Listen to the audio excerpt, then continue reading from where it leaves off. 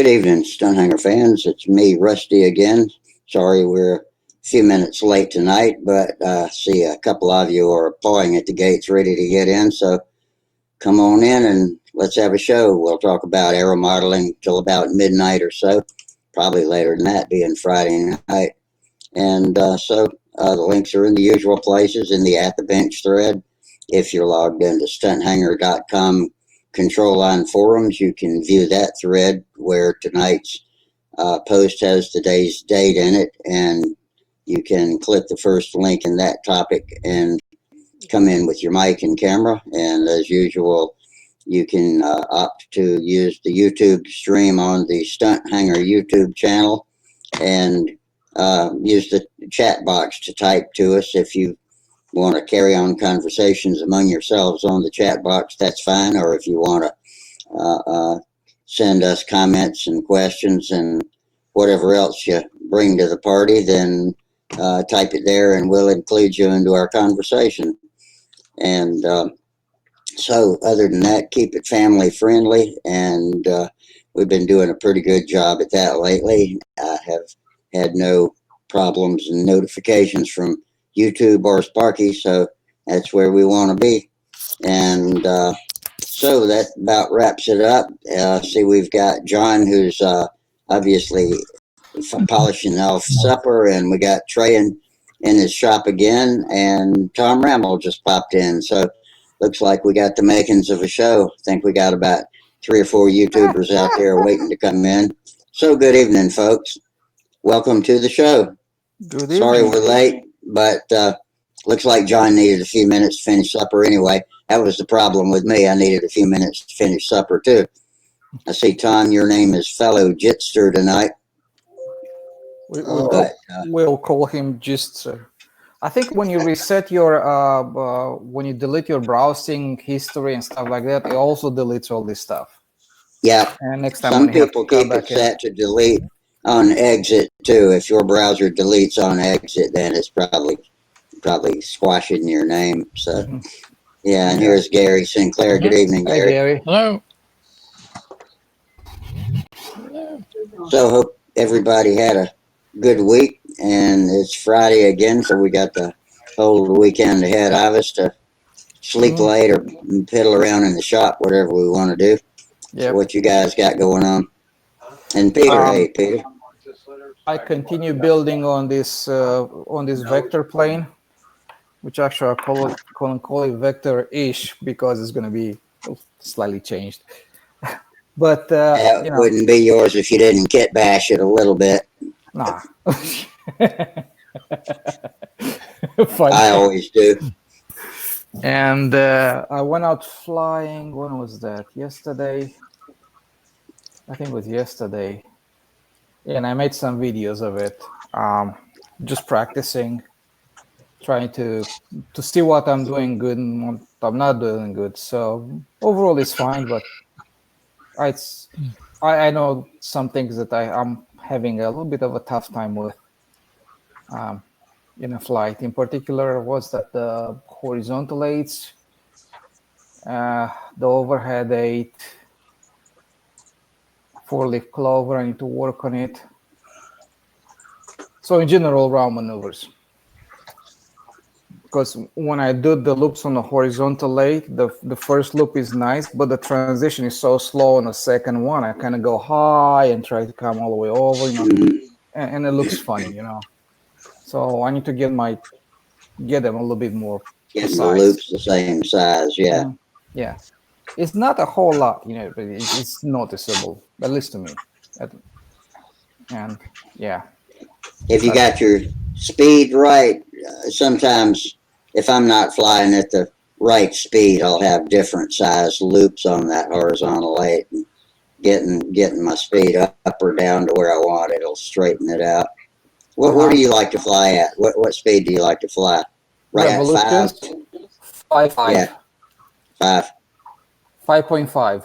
Oh, 5.5. That's pretty slow. Yeah. Yeah, I like it slow. Nice and relaxing.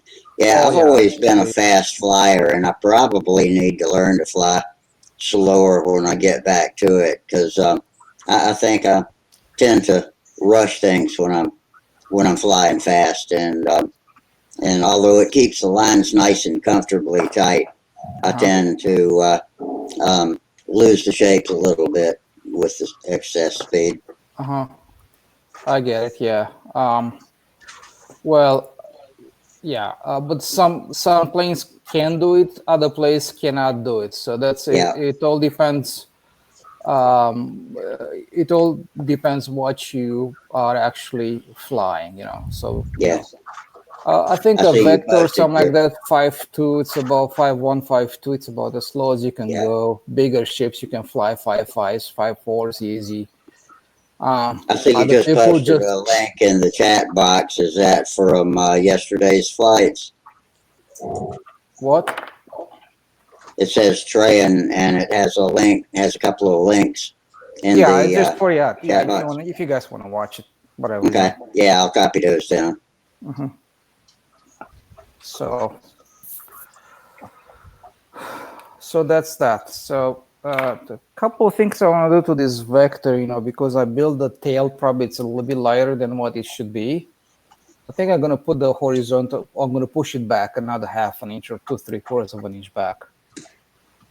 So I think that's the first thing I'm going to do. The rest is going to kind of stay the same. And the fuselage obviously going to be electric. I'm going to make sure I make it super light and just reinforce areas I really need to. Yeah. And another thing I want to do for the fuselage is I would like to make the molded tops for the turtle deck in the front, and I may keep the 4-inch balsa wood on the bottom, but I'm not sure of that yet. I haven't made a decision. I might mold it even that one, so just to give me a little bit more aft area. Mm-hmm. So because the bottom of the plane is going to drop down if I mold that area as well, so that's going to be a little bit different, but not much. Just small changes. So I'm shooting for a lighter fuselage, and you know, there are different ways of doing things, right? So I'm gonna try it, see how it turns out. See, we got Jack Snavely and Jeff Riley out there on the tube. Good evening, guys. Glad to see y'all out there. We've had several weeks of 20 to 30 mile an hour winds, and finally it calmed down yesterday. And I got my maiden flight on the Navigator, the big All Navigator. right. I Nice. hope Kim's watching. Did you make a video of it? I do have a video of it. You guys want to see it now? Yeah. Sure. Yeah, and now's as good as any. You know what? Put the link into the chat box, right? And we're gonna all copy and paste. I don't have it on YouTube or anything. Oh, okay. Is on. Let's see. Flight on the Navigator. All right. I hope Kim's watching. That was a movie, wasn't it, Tom? I do have a video of it. You guys want to see it now? What's that? It's Flight of the Navigator. That was a movie, if I remember correctly. Wasn't that Flight of the Phoenix? Well, That was a good movie. Flight of I've the seen it a Navigator, bunch of times. Hey, Bill. Hey, Bill. Hi. Yeah, the wind stopped blowing today. Finally. Bill is my new admirer. I am. Wow, great. Well, I'm having trouble getting this to here. I think I need to put it on my second screen first to get it to share. So you like that little bit of flying, Bill? I did. So, smooth and quiet. Yeah. You know what I was thinking about you all the time today, and what I was thinking about, I was recollecting the last video that you put in the plane that you're flying and stuff like that. Does the name Ring Rat rings a bell to you? Is what? Ring Rat. Ring rat. No. Search it out and look at those little planes and how they are made. I think you can buy a kit for like $50 or something like that. Yeah. Yeah, those ring rats are good little controlling trainers. have wonderful trainers, especially if you know, they even fly slow and controlled. You can speed them up, do whatever, you know. And I They're think pretty tough too. yeah, that will suit you too. I mean, because if you are getting in a trouble, the wing is so thick on them. If you cut the throttle, they slow down immediately, and even if they hit something, they just bounce off, and you're good to go. All But the right. flight Hey, video, Charles, Yeah, there we how you go. doing tonight, Charles? hey Charles, Oh, I'm doing good. Hey guys. Hi, Hey, Charles. Charles, Hey, hey, what's going on? getting ready to watch Tom's big. Can you see that shot of the navigator now or not? yep. Not yet. Here it is. Got it. Okay, I got it too. I'll start the. Well, let's see. Can I start it from here? Looks like you got a start button at the bottom of the video. It'll start it. A right arrow in the center. It doesn't seem to want to start. What's going on? Why isn't that starting?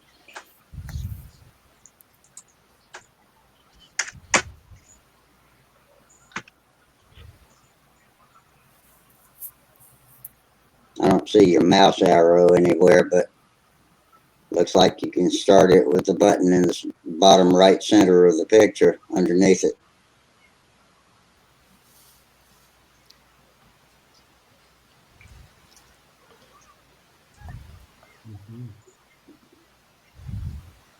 There you go.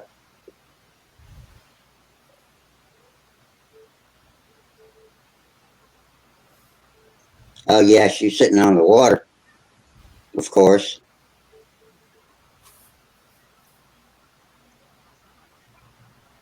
It's choppy,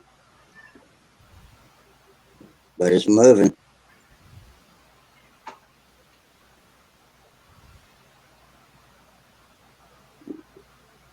It's not sinking yet.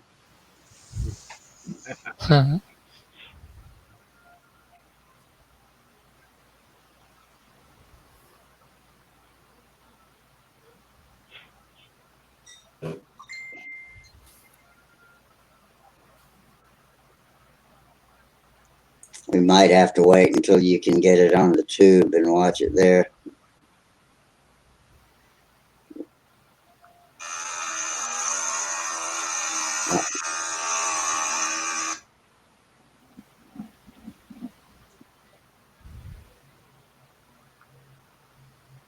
Who's doing the camera work?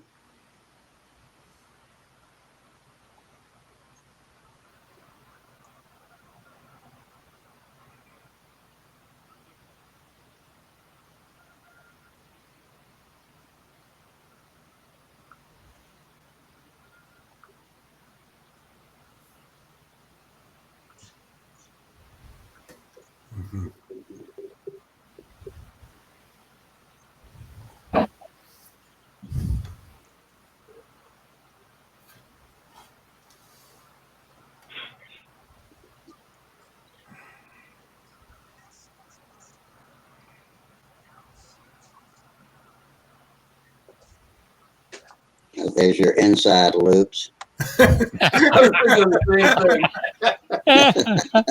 It's pretty good.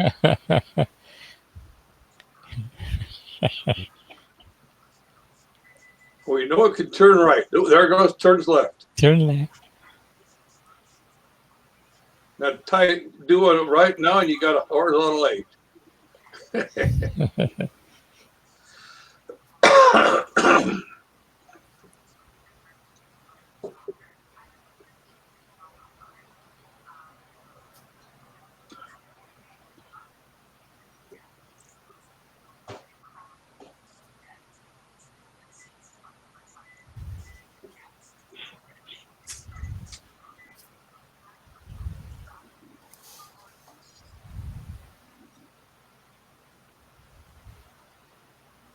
So is this just a taxi test, or is she going to become airborne?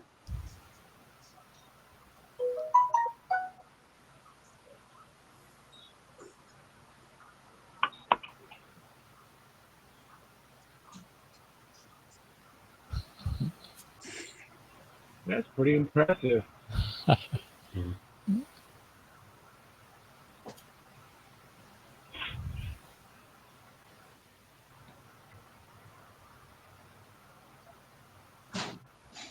That lake looks a lot different in the warm weather than it does in the winter.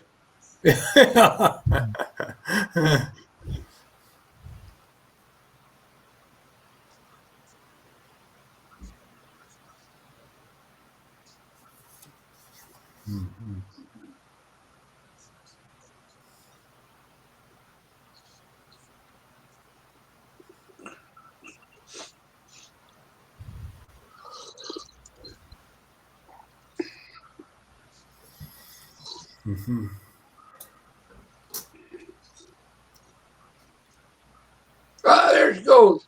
Yeah. All right, it's in the All air. Airborne. It's a plane. It's a cloud.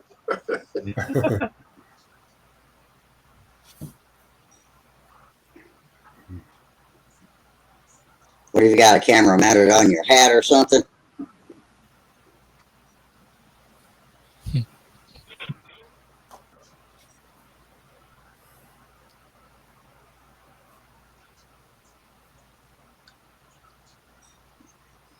Maybe Tom's mic is muted. Maybe he can't. Maybe No, he's it is muted. Tom's mic's muted.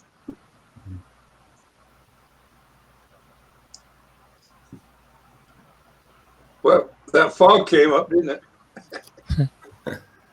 Yeah.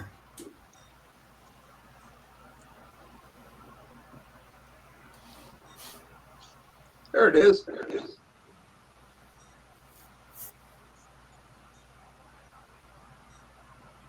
I see a flash of it now and then. Proves that it was airborne. Yeah, I think the picture's just too broken up for us. Yeah, you see a flash of it go by.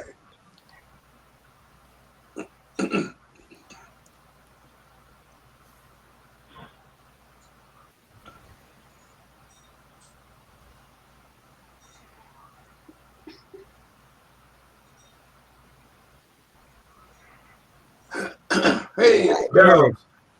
No splash. That's good.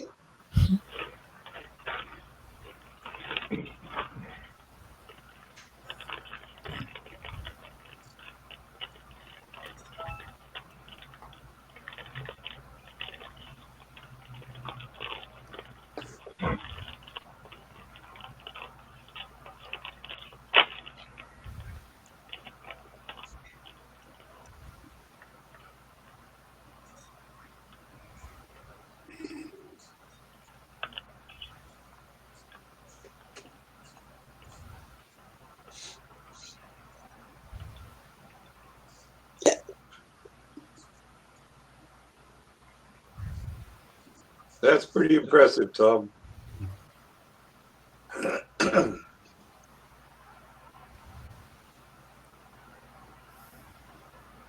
Yeah, let us know when you get it on a YouTube channel and we can watch it properly. There she goes, though. That's a pretty plane. Yeah. Thank you. Good. I think he's, Hey, I don't know, he's muted. Tom, your mic's off. Turn your mic back on, There you Tom. go. Can you hear me now? Yep. Yeah. I said my wife is good at a lot of things, but videotaping is not one of them. Following a plane is not easy. It's hard to learn to, rather than try to follow every move the plane makes, just to back off and film the whole area. This is how you do control line.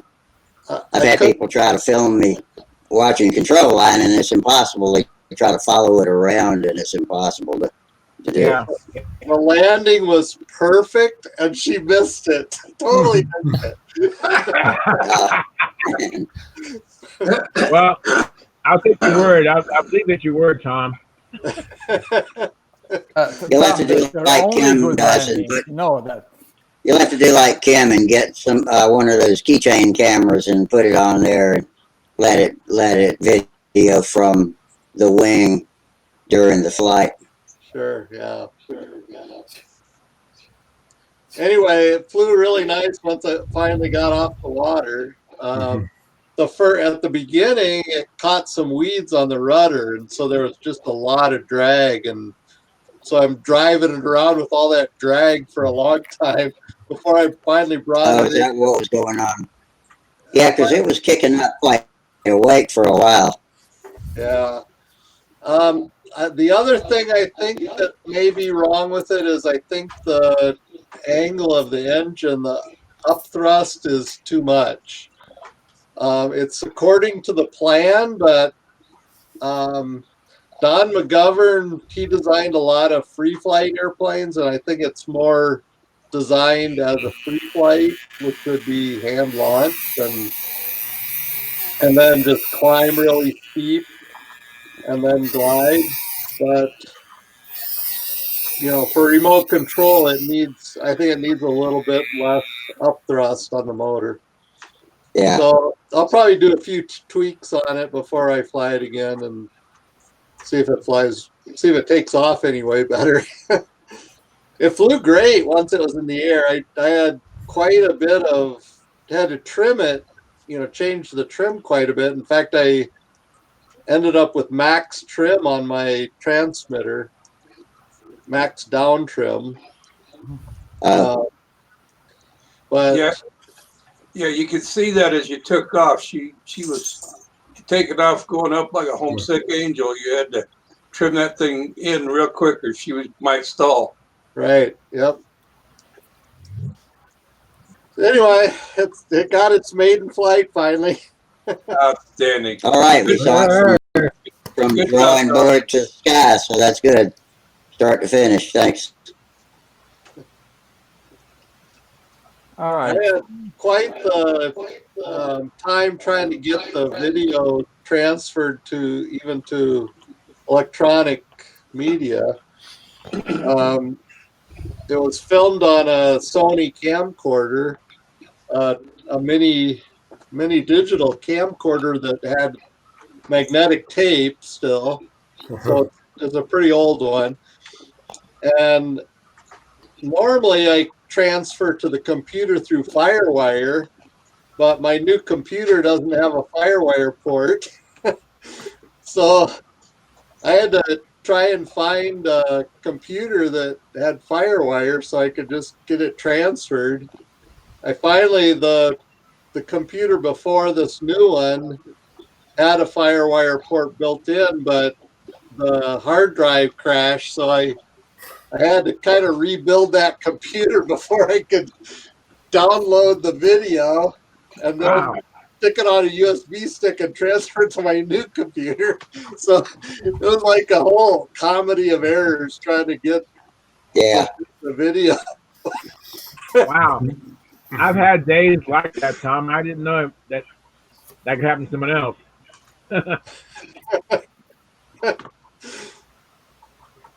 Guys, I have a question for you. Yeah. I have a question for you.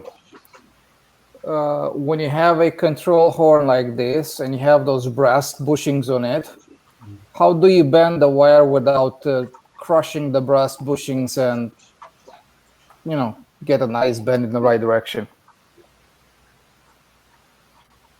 Wow, good question. I used to put those things on afterwards, and I just take a stick of brass and wrap it around it, and then put the extended part back into the trailing edge of the wing. So I usually don't have that. Yeah, that's what I do. Same thing. So you don't use them at all, right? You can build a jig. You can build a jig. Use a 1/8 inch radius wire. Lock it in the jig, and then use that wire to bend it around and give yourself a little radius there where you make your bend. Yeah. You know what? I'm thinking, screw it. I'm not going to use them. I'm going to use some flat piece of brass, wrap it around with pliers on the other side, crimp it, slide it in, call it a day. Yeah, that's what I do usually. How about that? Sounds like Hey, does anybody else find our sound to be broken up? Yeah. Just gravelly. It sounds like you're clipping a little bit. You're over It's not 180. just my browser then. The video looks pretty good tonight. Yeah, video does. The sound's just kind of gravelly. I don't know what to do about it.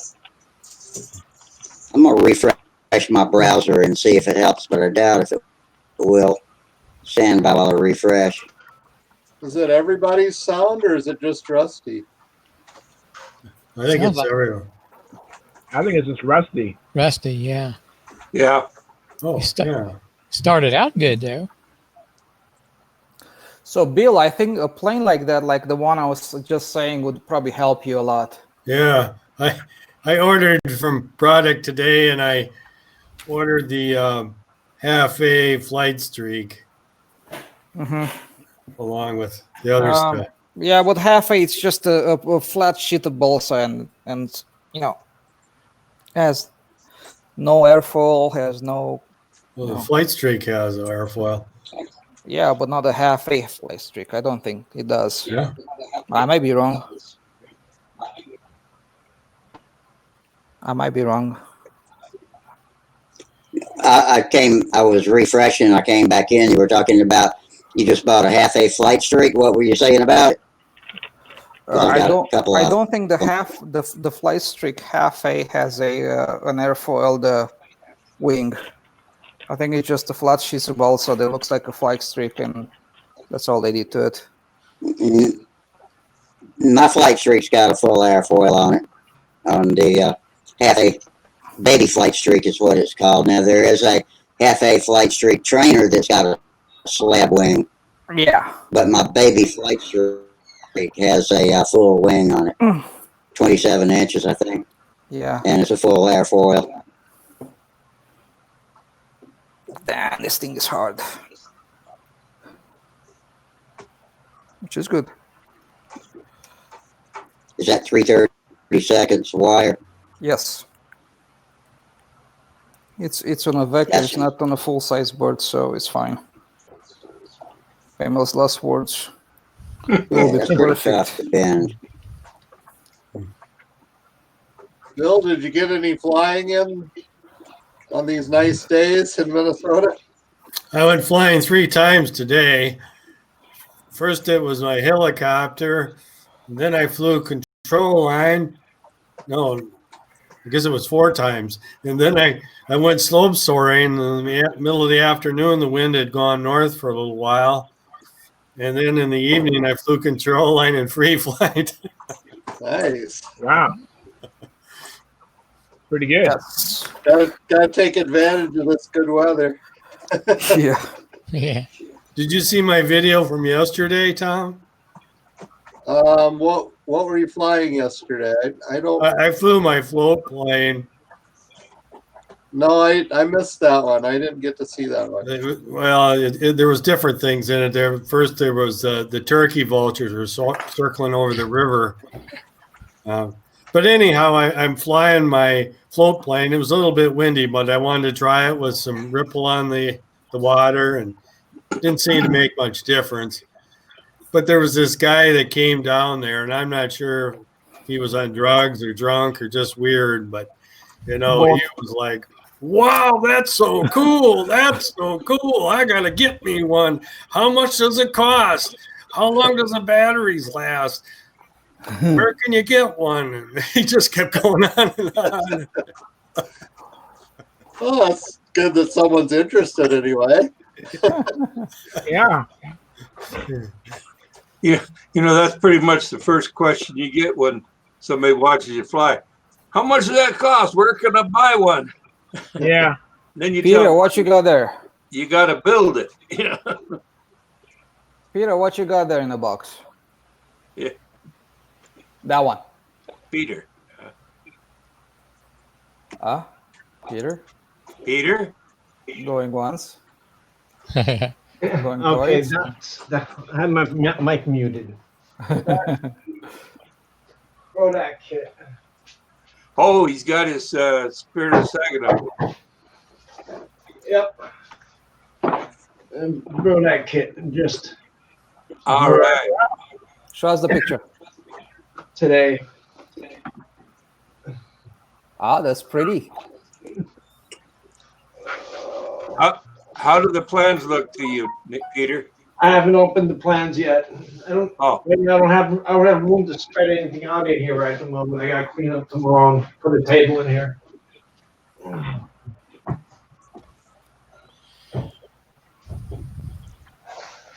did you get a chance to look at the wood? Oh wait, you haven't opened it yet. That's right. No. I don't want to lay it out because, like I said, there's too much clutter in here at the moment.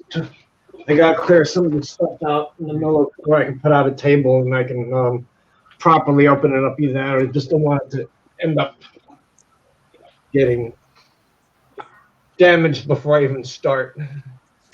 That's good. That's good thinking.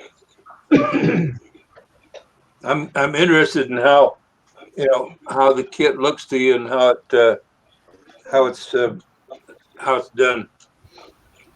Oh well, we'll probably have that for Monday, because what I intend to do is like I did with my last Prodac kit with the Vector 40. I took out all the wood and took out and separated all the laser cut parts, and I took a scale, my little gram scale, and I weighed everything. I mean, everything from every spar to every rib. I said, okay, I made 2 pounds. The heavy ribs, the heavy spars went on the outboard side wing, on the outboard side of the wing, and all the lighter stuff went to the inboard side of the model. Well, I hope you don't have any problems with the fuselage on there, with the simulated jet intakes the way they are there. I hope it's not confusing. I also have the magazine article to go by too, so I don't think I should have any problem. No.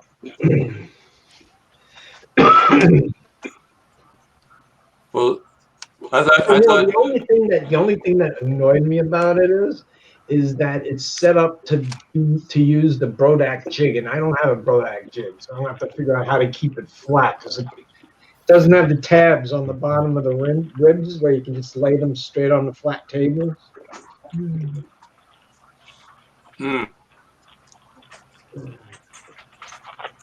It's set up to use a pair of tubes or dowels and rods, right? Tran, your mic's muted. Tran, your mic's muted. Is it set up for the rods, or is it set up for what is it set up, or nothing? Rods.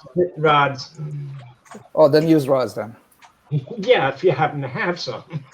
What size rods are they? I mean, they're either quarter inch. I think they were 5/16. Yeah, I think you're right. 5/16. Isn't that kind of thin? Yeah. Okay. Just buy some 5/16 rods from McMaster and support the center as well, if you can. Yeah. I was hoping to start it earlier, but otherwise, I think the wing is going to bow like that, like the rods are, whichever. What I've done with my Vector wing, because I had nothing inside of it, yeah, I made some triangular blocks per se, and I drew a line on one of them. Just all of them, I drew the line at the same height, right? So then when I put the wing, the blocks were sitting on the top of the table, on top of the plants, glued in place, and I used pins to pin the wing in the front and the back, and that's how I align it nice and flat. But is that the Brodac Vector 40 kit? Yeah, it has nothing. It has no it doesn't have the flat tabs at the bottom where you can just rest the. No, I had nothing on mine. Interesting. No tabs, no hole. The Brodac 40 kit that I bought, and this one going back years ago. It's probably one of the earlier ones. I don't know. Yeah, it had laser cut ribs, but it had the tabs at the bottom where you just, as long as your table was flat, you could just lay the spar down and then just the tabs would just keep all the ribs lined up. Yeah, I didn't have any of that. Yeah, my Strega kit also did not have tabs, Peter. Interesting. So look at this. These are the ribs, how they come out. See, they have no tabs. Oh, they don't have them. Interesting. Mine did. I don't know if that And was. they don't even have the holes for the rods either. Oh. So shit out of luck. So how am I going to build this thing? That's my first question. How am I going to build it? Yeah. Yeah. Okay. Read the article. Tom's Morse's Millennial Wing. You know, he uses balsa set up to support.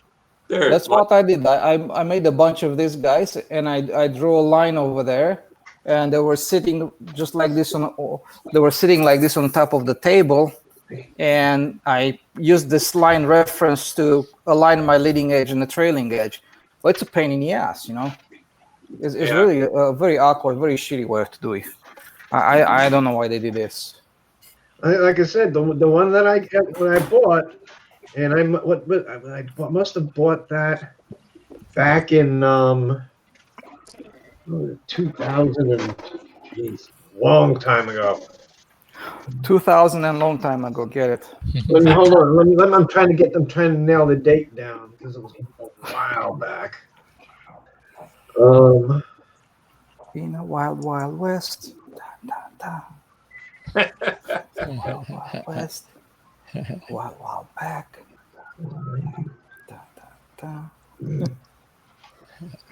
I'll tell you in a second. I smell overheated brains. Overeating. I'm pretty sure Broderick changed a lot of things to the newer kits and stuff like that. So, you know, either way you do it, I mean, if you put a kit out there, you should have one of the two options at least, if not both. Yeah, some of them use the tabs and some of them don't. Mm-hmm. I know in case of many of them that I drew, about 50-50 had the tabs and the rest didn't. Brodak used what they call a leveling bar to level to hold the wings or jig the wings up. And I actually built a Cardinal using the leveling bars, and it actually worked. It worked quite well. Mm-hmm. But yeah, we talked about that on the Cardinal the other night. I was saying my Cardinal kit's got that, and that I had read the book 2 or 3 times trying to figure out how it works, and you said it would be obvious when I dumped all the wood out on the table that it would work well, and so yeah, we'll see how that goes. I want to ask a thing about the Cardinal while I'm brushing across that topic. Since I mentioned the Cardinal, Wendy does something on the lead edge, center of the lead edge with a toothpick, some kind of a reference, but I can't figure out what he's doing with the toothpick. Do you know what I'm talking about, John? No, I'm not familiar with that. I'm familiar with it. He uses that so that when he stands the leading edge, he can see the center of the. He always knows where the center is, no matter how much you sand. Yeah. Okay. Right. I thought that's what it was, but I couldn't quite figure it out. So, okay. Okay, that was 1997. Yeah, to give the mark, you can send that mark off nowhere. When was that? The toothpick you can stand toothpick. When was that, Peter? 97. I believe that was about one of the first or second year it was available. that was the kit. And in 97, it had the leveling tabs at the bottom of each one of the ribs where I didn't actually need a jig to actually build it out. Nice looking plane. Yeah. Thank you. Oh, that is good looking. Yeah, that was a vector Brodak vector kit. And I was like saying, I remember I did not need a jig or anything to build that wing. I could build it straight on the flat table, and it worked out perfectly. That was also the kit. That kit used, instead of a plywood doubler, it had 1/8 inch fuselage side. No, I think it was a half heavier fuselage side. That a 1/8 inch balsa doubler with some carbon veil that you sandwiched between it instead of plywood. Yeah.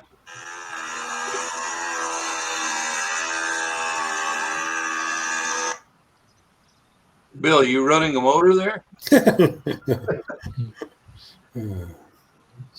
Video.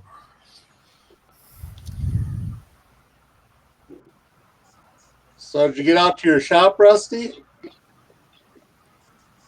Yeah, I worked on a chair actually. I got a old beat up wooden chair that sits outside the back door, and sometimes I'll go out there to sit in it and make a phone call, and it's in the carport, and I'll sit out there to make a phone call or something when there's the TV's going in the house, and the slats have started to fall out of the seat, and rather than fall through it, I decided to take it out to the shop and actually perform some carpentry on it. So it's out there with the first part of it cleaned up and glued and screwed, and then I'm going to go out there tomorrow and finish it. And my intent is to put that last sanding and coat it up on the Hyper Viper too. I'm getting tired of talking about it again. I start on it, get something done, and then talk about it for 2 weeks. And so maybe this is the on week where I actually do something. I think you The should weather's add, going to be pretty nice. I think you should add some wings to that chair. Either that or bust the rest of it Yeah. out, put it in the other house. Yeah, wings and a weed eater motor. My can prayer has zoom around been the backyard answered. at it. Rusty's building.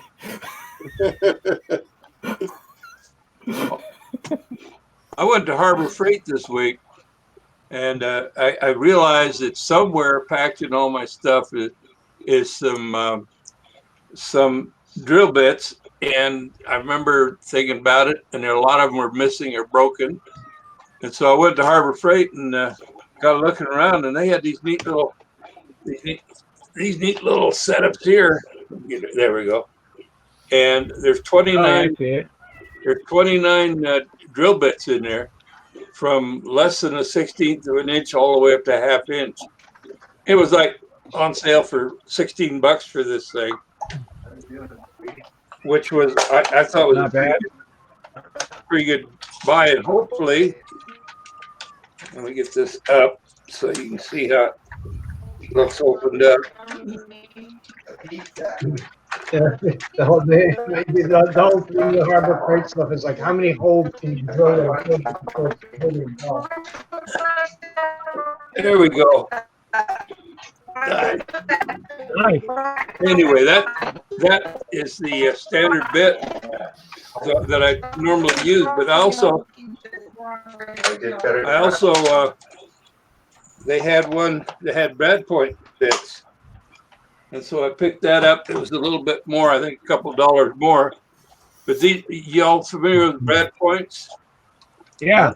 They drill a nice clean hole, and this was about. Are you talking about the ones with the little spike on the tip? Is that what you're talking about? Yeah. They're kind of like they kind of have they cut a radius so that it cuts through. It doesn't split or tear or anything as the bit's going through the wood. So you get a nice clean hole all the way through. And this was, I think, $18 or something for only 29 brad tips. So pretty much the same size ratio. But so I like brad tips when I am doing anything that has to go through, like plywood or balsa wood. And I don't want to have it split off and, shards on the other side. So that was a nice find at Harbor Freight. Any of you needing drill bits, I highly recommend, if you get a chance to go by, get these while they're on sale. Yeah, I've got a set of those. Did you pick up some that primer paint while you're at Harbor Freight? No, I forgot about it. Dang. Oh, the Red Dragon. Yeah, that's right. I forgot about that stuff too. I hadn't been to Harbor Freight though. I'm planning to. My son asked me what I wanted for Father's Day. My son asked me what I wanted for Father's. Next time I go, I want to get some, but I haven't been there yet. Yeah, next time I go, I hope I remember. I guess that's the Now, best my part. son asked me what I wanted for Father's Day, and I told him I need a new 1/4-inch drill, and we tried to decide whether I want one with electric cord or air or a battery. And I think I finally opted for the battery after we talked about it for a while. Yep, that's a good choice. Yep. So was a benchtop drill press in the works too, Rusty? Is that a possibility? Now I've got a drill press. I've got a pretty big benchtop drill Okay. press. Yeah, and it's in good shape. And I've got a 3/8 drill too, a big, but it's a big, heavy Black and Decker, and the chuck is broken. I can still use it, especially if I use hex drop bits. It's easy to use, but if I use a friction type bit, I have to take a brass bar and a hammer and bang, bang, bang it in there and to tighten the chuck. It doesn't have a rubber grip on the outside anymore. So I want something that's a little lighter to use, but it's still got the guts to drive a 3-inch deck screw. And I figured a decent 1/4-inch drill would be nice to have. I've never had one that size that lasted any length of time. I had a 1/4-inch drill, hand drill, years ago, and it got water in it, and it was no good after that. So. Yeah. Mm-hmm. They don't work good underwater. No, they don't. Especially when they're plugged in. Yeah. What I was drilling the bottom of a planter out so that it could drain. Well, I didn't realize underneath it had a bunch of styrofoam in it. I didn't realize there was any water in it.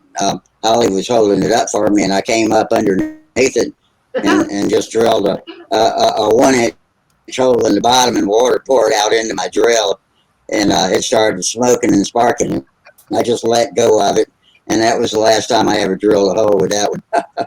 I think that was a Porter cable. That was a Porter cable drill. That's a good drill. Oh, that's a good one. Yeah, I know. Is anybody else? I think I'll just get You do realize, Rusty, you can drill them at the bottom of the pot from the side. You don't have to get up underneath. Yeah, I know. He knows that now. I know that now. Yeah. Not sure I didn't know it then either. Has anybody else downloaded the new Microsoft Edge browser, the Chromium one? Oh, hell. Not yet. Denny did. Denny's the only one I know that's tried it, and he used it on here, and seemed like he was able to do some screen sharing that he couldn't do before. But I don't remember if it was anything else that he had an issue with or not. So we hadn't seen him lately. Hope he's all right.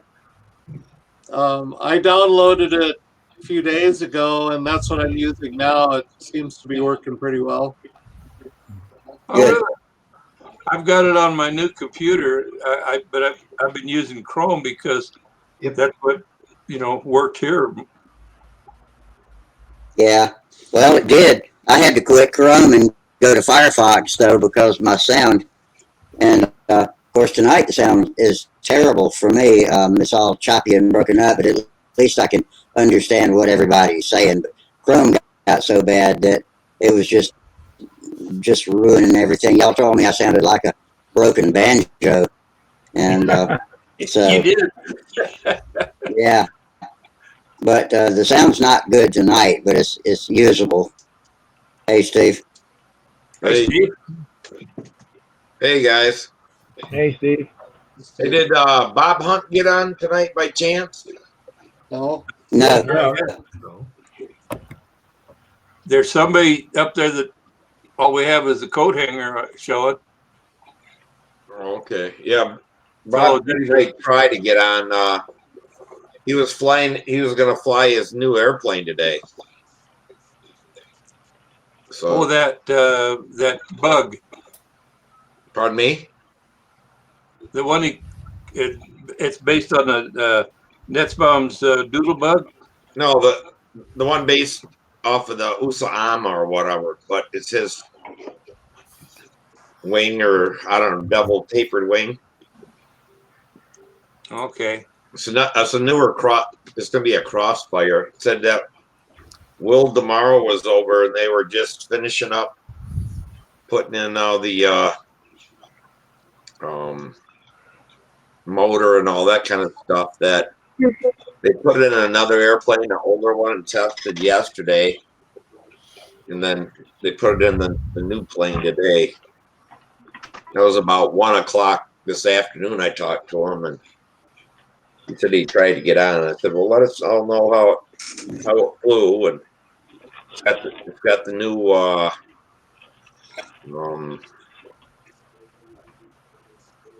badass motor in it. So, but oh well. Hey, Charles, I like your shirt. Oh, thank you. Yeah, representing Pampa here. Yeah, that's the question I had for you guys. What's Pampa all about? Did you like it when they got it incorporated? Pampa? Yeah. Pampa is it's actually Precision Model Aerobatic Pilots Association. Pilots Association. It was originally named PAMA, I think. It didn't have the P in it. The very first, if you go on the Pampa site, they've got all of they're getting all of the back issues on there. And they had the back issues for the first 10 years last month. And today they put up the back issues for the 80s, I think, to the 90s. Anyway, they're getting there. When you go back and read the first, they've got the first issue on there, and they first formed it, and it was, I think, PAMA. Yeah, it was PAPA, Precision Aerobatics Pilots Association. That's it, PAPA. Model, Yeah, PAPA. model in there afterwards, or Yeah. is it said in that newsletter? You can send your dues into to PAPA or whatever. And somebody said, hey, that sounds like a great name for the organization. Just call it or whatever. Yeah. Anyway, it's always been, I've been a member of it since back in the 80s. And I've enjoyed my membership. I've gotten a lot of good stuff out of the organization through the years. And I like the directory. You know, you can look up people and you can contact them. Yeah. What And happened of course, to the the magazines from the years back? Because I remember like last year or a year before, they were going through changes, no magazines, nothing put up that year. There's only one issue for 2019. They've gone to, or trying to go to, digital issues because the cost of the hard copy issues was just prohibitive. That's fine. That's fine with me, but I didn't get any issues. Well, what you have to do now, like digital now, is Wagwise. You go to you join and you go to their website, and they've got every issue there, back issue. They've also got every new issue comes out. They highlight it on the screen. You can download it to your computer from their website. Mm-hmm. Yeah, but there's still only one 2019 issue. This is 2020 already. Yeah, I know. That's the logo there. I lowered the camera so you can see the full image of the shirt. And that's the logo. Steve Busso designed that logo. Did the magazine, did the Stunt News come out every month, or was it every quarter? Every other month. Every other month.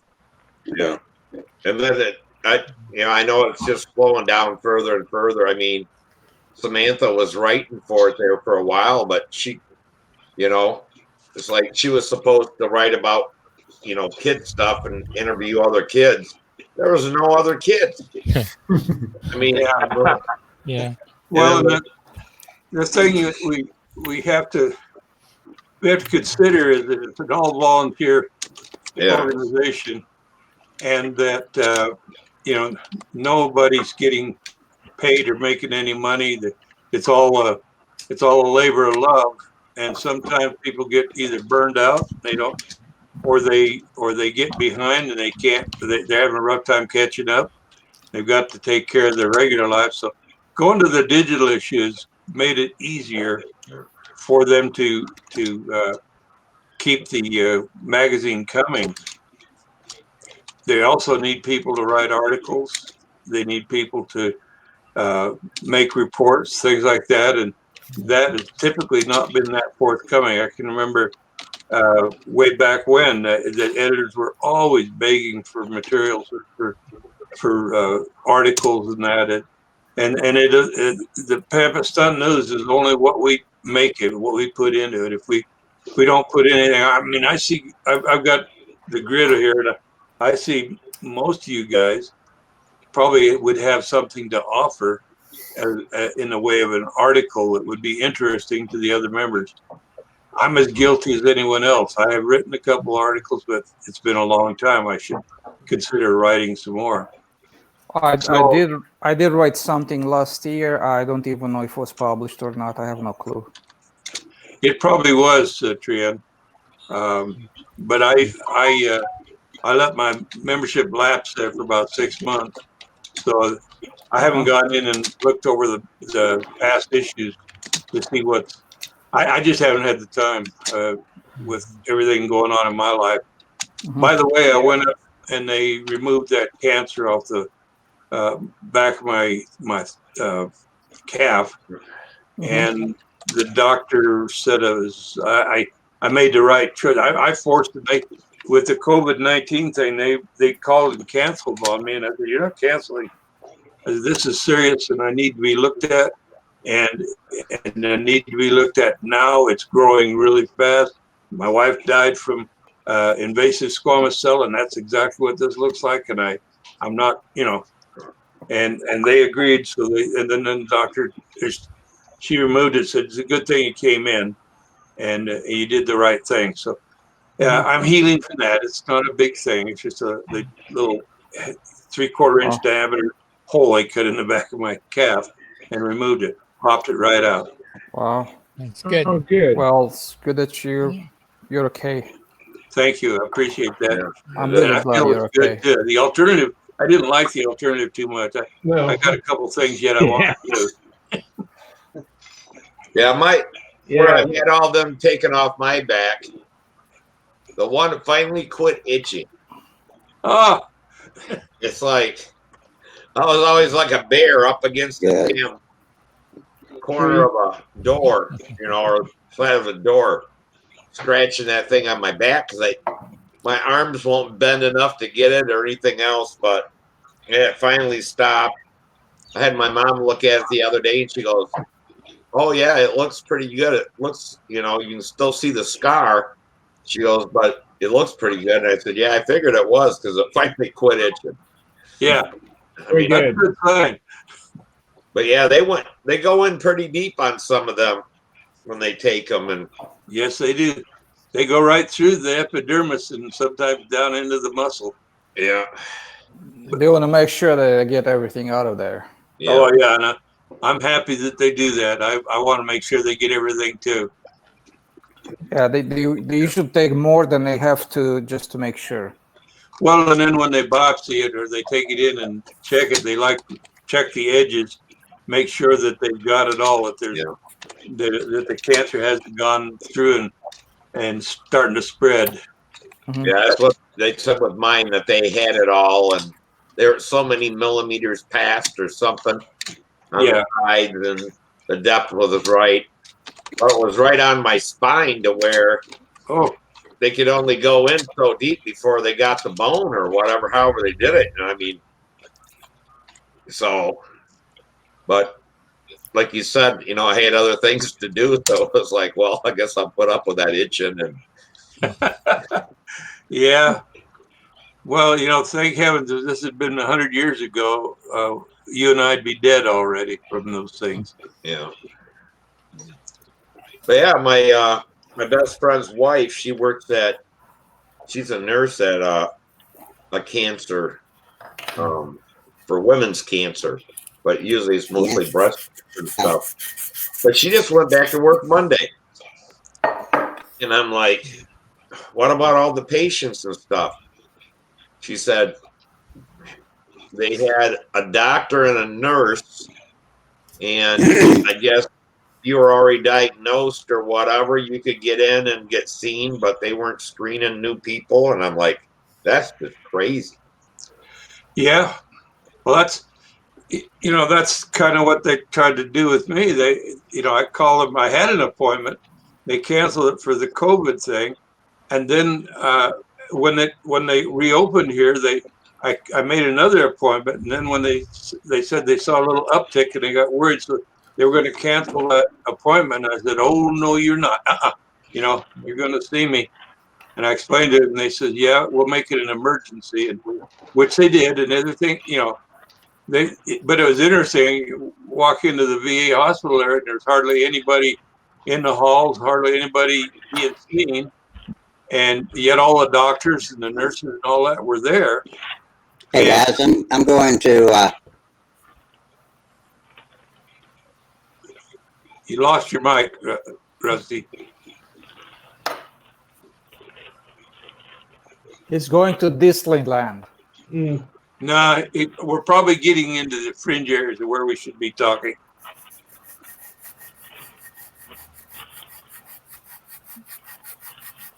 What were you going to do, Rusty? He was going to do something. He was going to do something, but it's froze up. I thought I saw him move. No, he is froze. I can't hear him. Well, anyway, I'll just finish the thought because he's probably going to say, knock it off. But anyway, but they saw me. I went in there and they got right on it. Everything was good. Excellent. Good. Wait. This is AMA discussion. American Medical Association. I lost my mic. Yeah. Yeah, you lost your mic. Good, you're back now. No, he's frozen. He comes off. He's kind of late now. I tell you what. Yeah, go ahead. Tell us what. Hi, Lynn. What? Hi, Lynn. Hey, Lynn. Hey. Where's Lynn at? I've got him on the grid there. Yeah. I'm going to go to the grid. Lynn, it looks like your mic's shut Hey, off. Lynn. Yeah, You're muted, Len. there he goes. Yeah. 2, 1, 3, What about 3? 4. How about 4? 5. You guys hear me now? Yeah, we hear you. Yeah. All right. Oh, you're I finally got my equipment sorted out. I was on the wrong browser apparently, and it was killing me. I couldn't hear anything for 3 weeks. You finally got your smoke smoke signals right. It's been awful. Hey, how's that Cardinal Glad to be back. How's the Cardinal coming? I haven't been doing any work on it at all. Oh, okay. I've gone soft. I've been out flying a twister. It's springtime in Canada. Yeah, I've been out flying a twister instead. You've been getting Hey, weather there? The weather's better now. This is the year of the profile. We're flying profiles here because we don't want to deal with full-bodied stuff and social distancing and everything. It's too hard. Oh, okay. So what we're doing is we're just flying profiles and using stooges all the time. So we're having lots of fun anyway. Oh, that's good. Yeah, I mean, today would have been nice for me to go out, but I had other stuff to do. But it's supposed to start raining here again tomorrow. Yeah. So, Bill, what camera do you use when you're filming your planes? Oh, it's just a cheaper GoPro. Okay. and it's just mounted on my head. Now, do those just download through USB or? Yeah, there's a little. It's one of those micro SD cards. You take it out and then you put it in a adapter thing like that, Okay. and then it goes into the USB, and you just copy the files.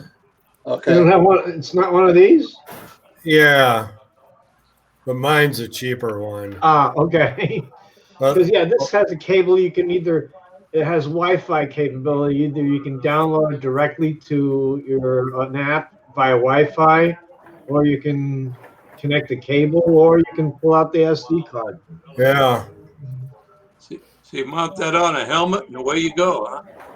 I guess I got to get some You get a more main- modern equipment. so now the newer ones, like the one that Peter showed had a case around it. Oh yeah, that's the scuba case. That doesn't necessarily. Waterproof That's case. accessory. Yeah, but now the newer ones, you don't even need the case to put it underwater. Well, technically, they said that you don't need one for this one either, but people said that don't believe it. Well, I had mine holding it underneath the water when I was kayaking some, and it didn't seem to leak in. Oh, if it's just a couple of inches and stuff, you don't have to worry about it. But I go diving sometimes and go down 30 feet or more. Oh yeah, I wouldn't trust it. Well, that's that semi-pro that you have there, Tom. Semi-pro.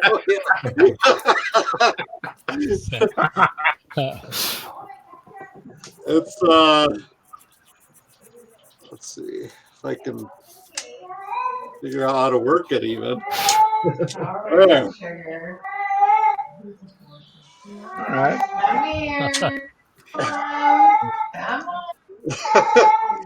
It's got the tape. Oh wow. I had Yeah, something like that. Yeah, that is kind of old school, Tom. I know. I had to mute my microphone because we can hear the cat talking. I got one of those right here too. That works. How would you like an I ice have cream? I think mine's a Sony camera, Or how about would you rather have a piece of a cheesecake? wide view one. Mine's not a wide angle one, but Cherry cheesecake, okay. I have like 9 or 10 videos on my channel called Flying, Control, and Stunt, and most of those are all shot with my camera, with the exception of the one that Sparky took of me at the NASA. That was Sparky. No, that's false. It's amazing. It's amazing how cameras have changed. Video cameras. Look how big that one is. That's the same. Takes the same tape. And when this thing came out, I was like, "Oh my God, how small it is!" Yeah, Right? How small, and then it turned to this. You didn't have to put it on your shoulder. Yeah. I had a friend back in the 80s. He bought the then new VHS type camera, and you did have to put it on your shoulder. And compared to that, yours was small. Mm-hmm. Well, the very first one I had a separate camera that you put on your shoulder, and then a separate tape machine that you had a strap and then it had a cable connecting the two. It was Wow. That was a long time ago. Oh, look at this. Yeah, there you go. Yeah, when I got this one, that a TV grade? I was going back and forth between Best Buy and Circuit City to see where I could get the best deal. I think my first one was about $2,000. Jesus. Wow. Yeah, they weren't cheap. That's an old broadcast camera. The thing when you I thought the it lights was on it was TV. $5,000. Yeah, what's crazy is that I went and bought that little Sony one. It's like a GoPro, but Sony makes one. Yep. And it had a bigger span on the angle. That thing worked real good until I dropped it, and then it didn't work. It just doesn't work now, and I don't know when dropping it, it must have broke some electronic in there because it didn't crack it or anything else, you know. Yeah, it's not a good idea to drop that thing. You know, so I guess it's not. It definitely ain't GoPro. If it's where it's at, it don't go no place. Rusty's trying to get back in there. Yeah. Hi, Rusty. Yeah. Hey, can you hear me? Can you hear you? Yeah. Yeah. Hang on, I'll be back in a minute. It fixed my sound anyway. Yeah, it ain't. You're right. Sounds Yeah. better. Crackle pop. I had to reboot my whole computer, and I rebooted my modem too. Now I'm going to drop my video quality. Now your sound is starting to crackle a little. Yeah. Yeah. Well, I'm going to get me a soda. I'll be right back. You guys are all drinking. The YouTubers tell me my sound's okay. You can tell he's from out west. He's gonna get a soda. Yeah, that's true. Oh Surprised you say soda pop. Yeah, everybody gives me crap because I call him Pop. Then you go get me a pop. I'm like, what? A pop. Yeah. That's not bad. I put some links in some videos that I made the other day. Yeah, I watched the one your one flight there on YouTube. Sounded like there was a bunch of people there talking in the background while you were flying, but Yeah, they were playing soccer. oh, is that what they were doing? Oh, okay. Yeah, I was taking this side, and they took the other side. We were fine. Oh, okay. I was practicing a little bit for a change. The video is good to take video of yourself because then you can look at it and go, well, this looks better than what I think, you know. And you can also see the typical mistakes that you're making. So I was glad to, you know.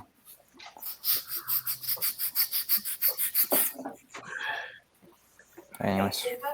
Well, that soda tastes good. That soda tastes good, huh? Yeah. Well, I used to say pop when I lived back in Wisconsin, but you know. Oh, did you? Yeah. Is pop a northern thing? Probably. Yeah. Yeah, it's an early thing, and I think it stuck more in the north than it did in the south. Soda pop is the whole expression. Here, We call it soda pop. Here, if you say you're gonna get a soda, that means you're gonna put ice cream in your pop. Oh, really? Yeah. Huh. When back in the old soda fountain days, you know, they make a vanilla soda or a Pepsi soda or whatever. It when you went to a soda fountain, they put ice cream in there. Huh. Or there was also a down the fountain where they put everything in there. Yeah. Remember the brown cow? I do. We had purple cow here. Purple cow. Really? Yeah. Yeah, that was a famous ice cream, and you could get what we call a soda. You could get sodas there and stuff like that. But you know, and here too, we have, you know, you can buy soda, but all it is soda water. Yeah. Yeah. I have a question for those of a mathematical bent. Oh, gee. It's 2. Yeah. Yeah. The answer is 2. I'm looking at I've decided to figure out how much longer I need to make the nose to balance the tail area. And I remember a formula it was A plus something squared, and then B plus something squared. What? A squared plus B squared equals C squared. That's the Pythagorean theorem. Well, no, that's for a triangle. What this was is you use your lengths and your weight times the length. Listen, sum of moments has to be 0 around the point that you are interested, right? So you take what you do, you weigh each component and you find the CG of each component separate. Okay? All right. You follow me? No, Okay. I used to work with it. I just forgot the form. So if you know, now you need to know the placement of each component in relationship to the CG you are shooting for. Right. Okay. And you if it's on one side, you put a minus. If it's the other side, put positive, right? Right. So when you add them up, it's going to give you something, whatever it is, right? Really doesn't matter. It needs to be 0 if you exactly. It's going to give you something. Once you have all the components that you have on hand, it's going to give you something. Right. When you do the math, right? Now you look at the components that you want to add. Okay. And you find the way of them, the CG of them, and now you can calculate the distance in which they have to be from the CG, so they're going to balance out the rest of the stuff. Right. So the sum of the moments has to be 0, and the moment is the force multiplied by the distance. In your case, is the weight of each component multiplied by the distance from the center of gravity of that component to the center of mass that you're looking for the whole plane. Okay. That's the whole math. That clears the cobwebs up a bit. I used to use that a lot. I haven't used it for 10, 15 years, and I've forgotten the total, not how to use it. I just forgotten the form of it. And so that's what I was trying to figure out. It's really nice. I believe, looking at the Vanguard, I believe the nose is too short. And I've either got to lighten the tail up or I've got to extend the nose a little bit. Well, now I know why I tend to trip and fall, because my nose would have to be huge to get it to balance with my tail weight. Well, I thought your nose was huge. Hey guys, I'll see you guys later. I got to bounce. Okay. Okay, see you later, Charles. Have a good weekend. Be safe. All right, Charles. Have a good one, bud. Yeah. Thanks, man.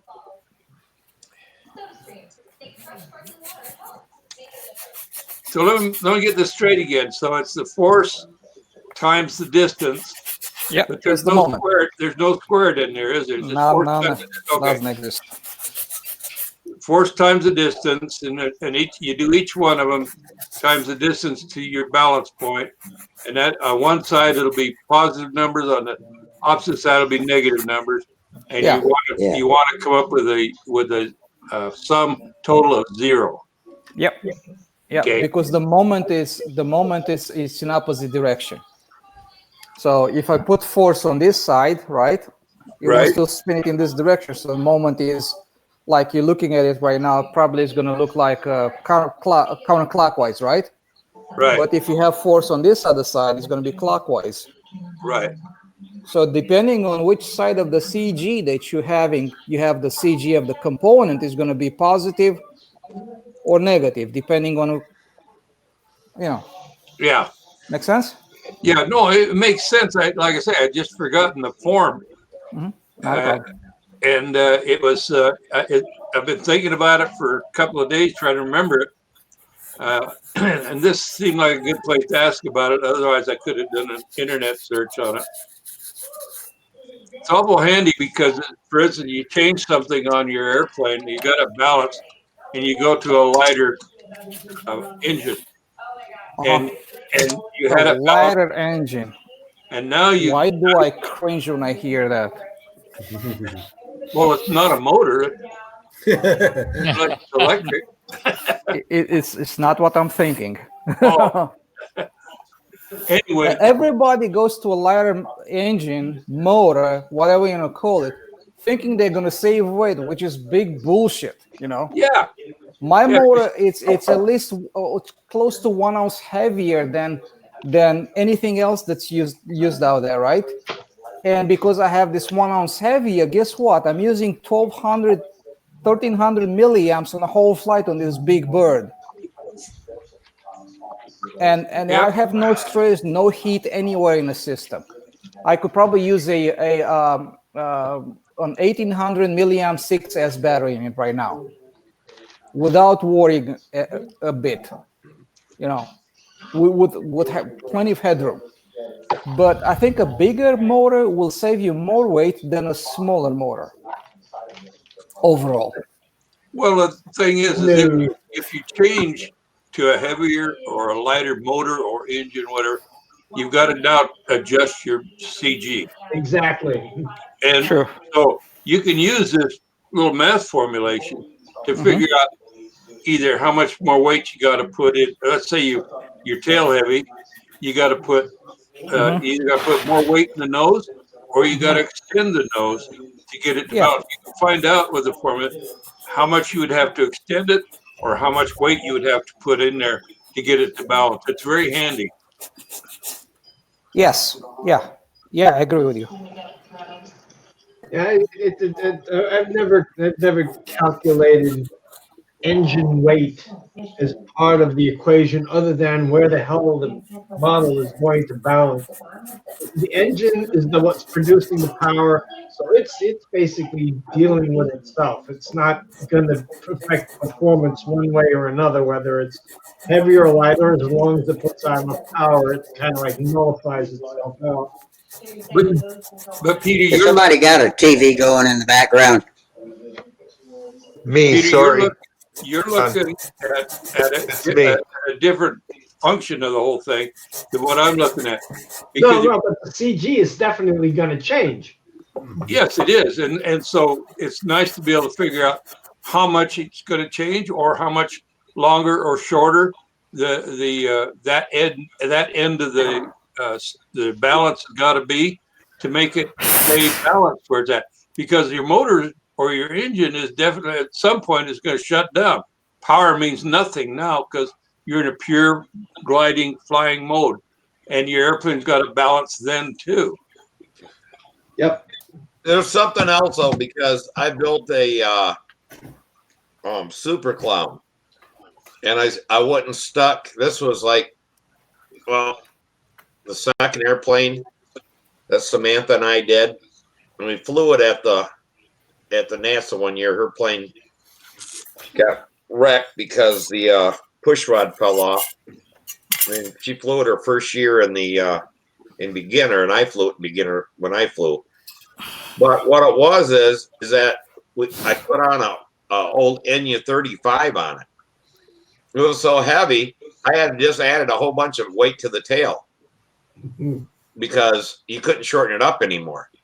Well, that damn thing flew so bad because it was a barbell effect, they call it. Yep. So, I mean, it does matter how heavy your engine is. Even though that thing had plenty of power, you had to put a lot in it to start it, and then you had to really know when to put the opposite in it to stop it. Because once you got it going, it did not want to stop. Rusty's got his hand up. Were you? Oh, I just waved at Mike Lonke, but he went out as soon as he came in. He froze up on my screen. Yeah. Yeah, that's what he did here too. Yeah. I'm here, but I don't have video. Every time I turn my camera on, it's I about got my side working pretty good now after rebooting. Mike, that's good, Mike. We can hear you. YouTube videos. Can you hear me? Yeah, we can hear you. Yeah. Now Okay. we can. All right. Yeah, So your video's not moving, but I'm not going to turn my camera on because it boots me off every time I turn my camera on. So I'm just listening and watching. All right. Cool.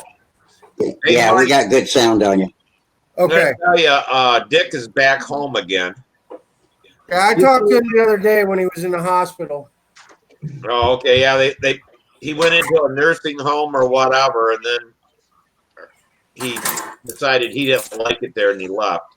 That sounds about right.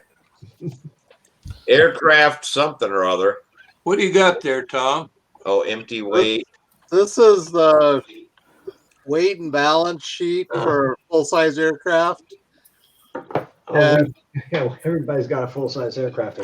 the way you do it is you have a datum point ahead of the propeller somewhere that you can measure.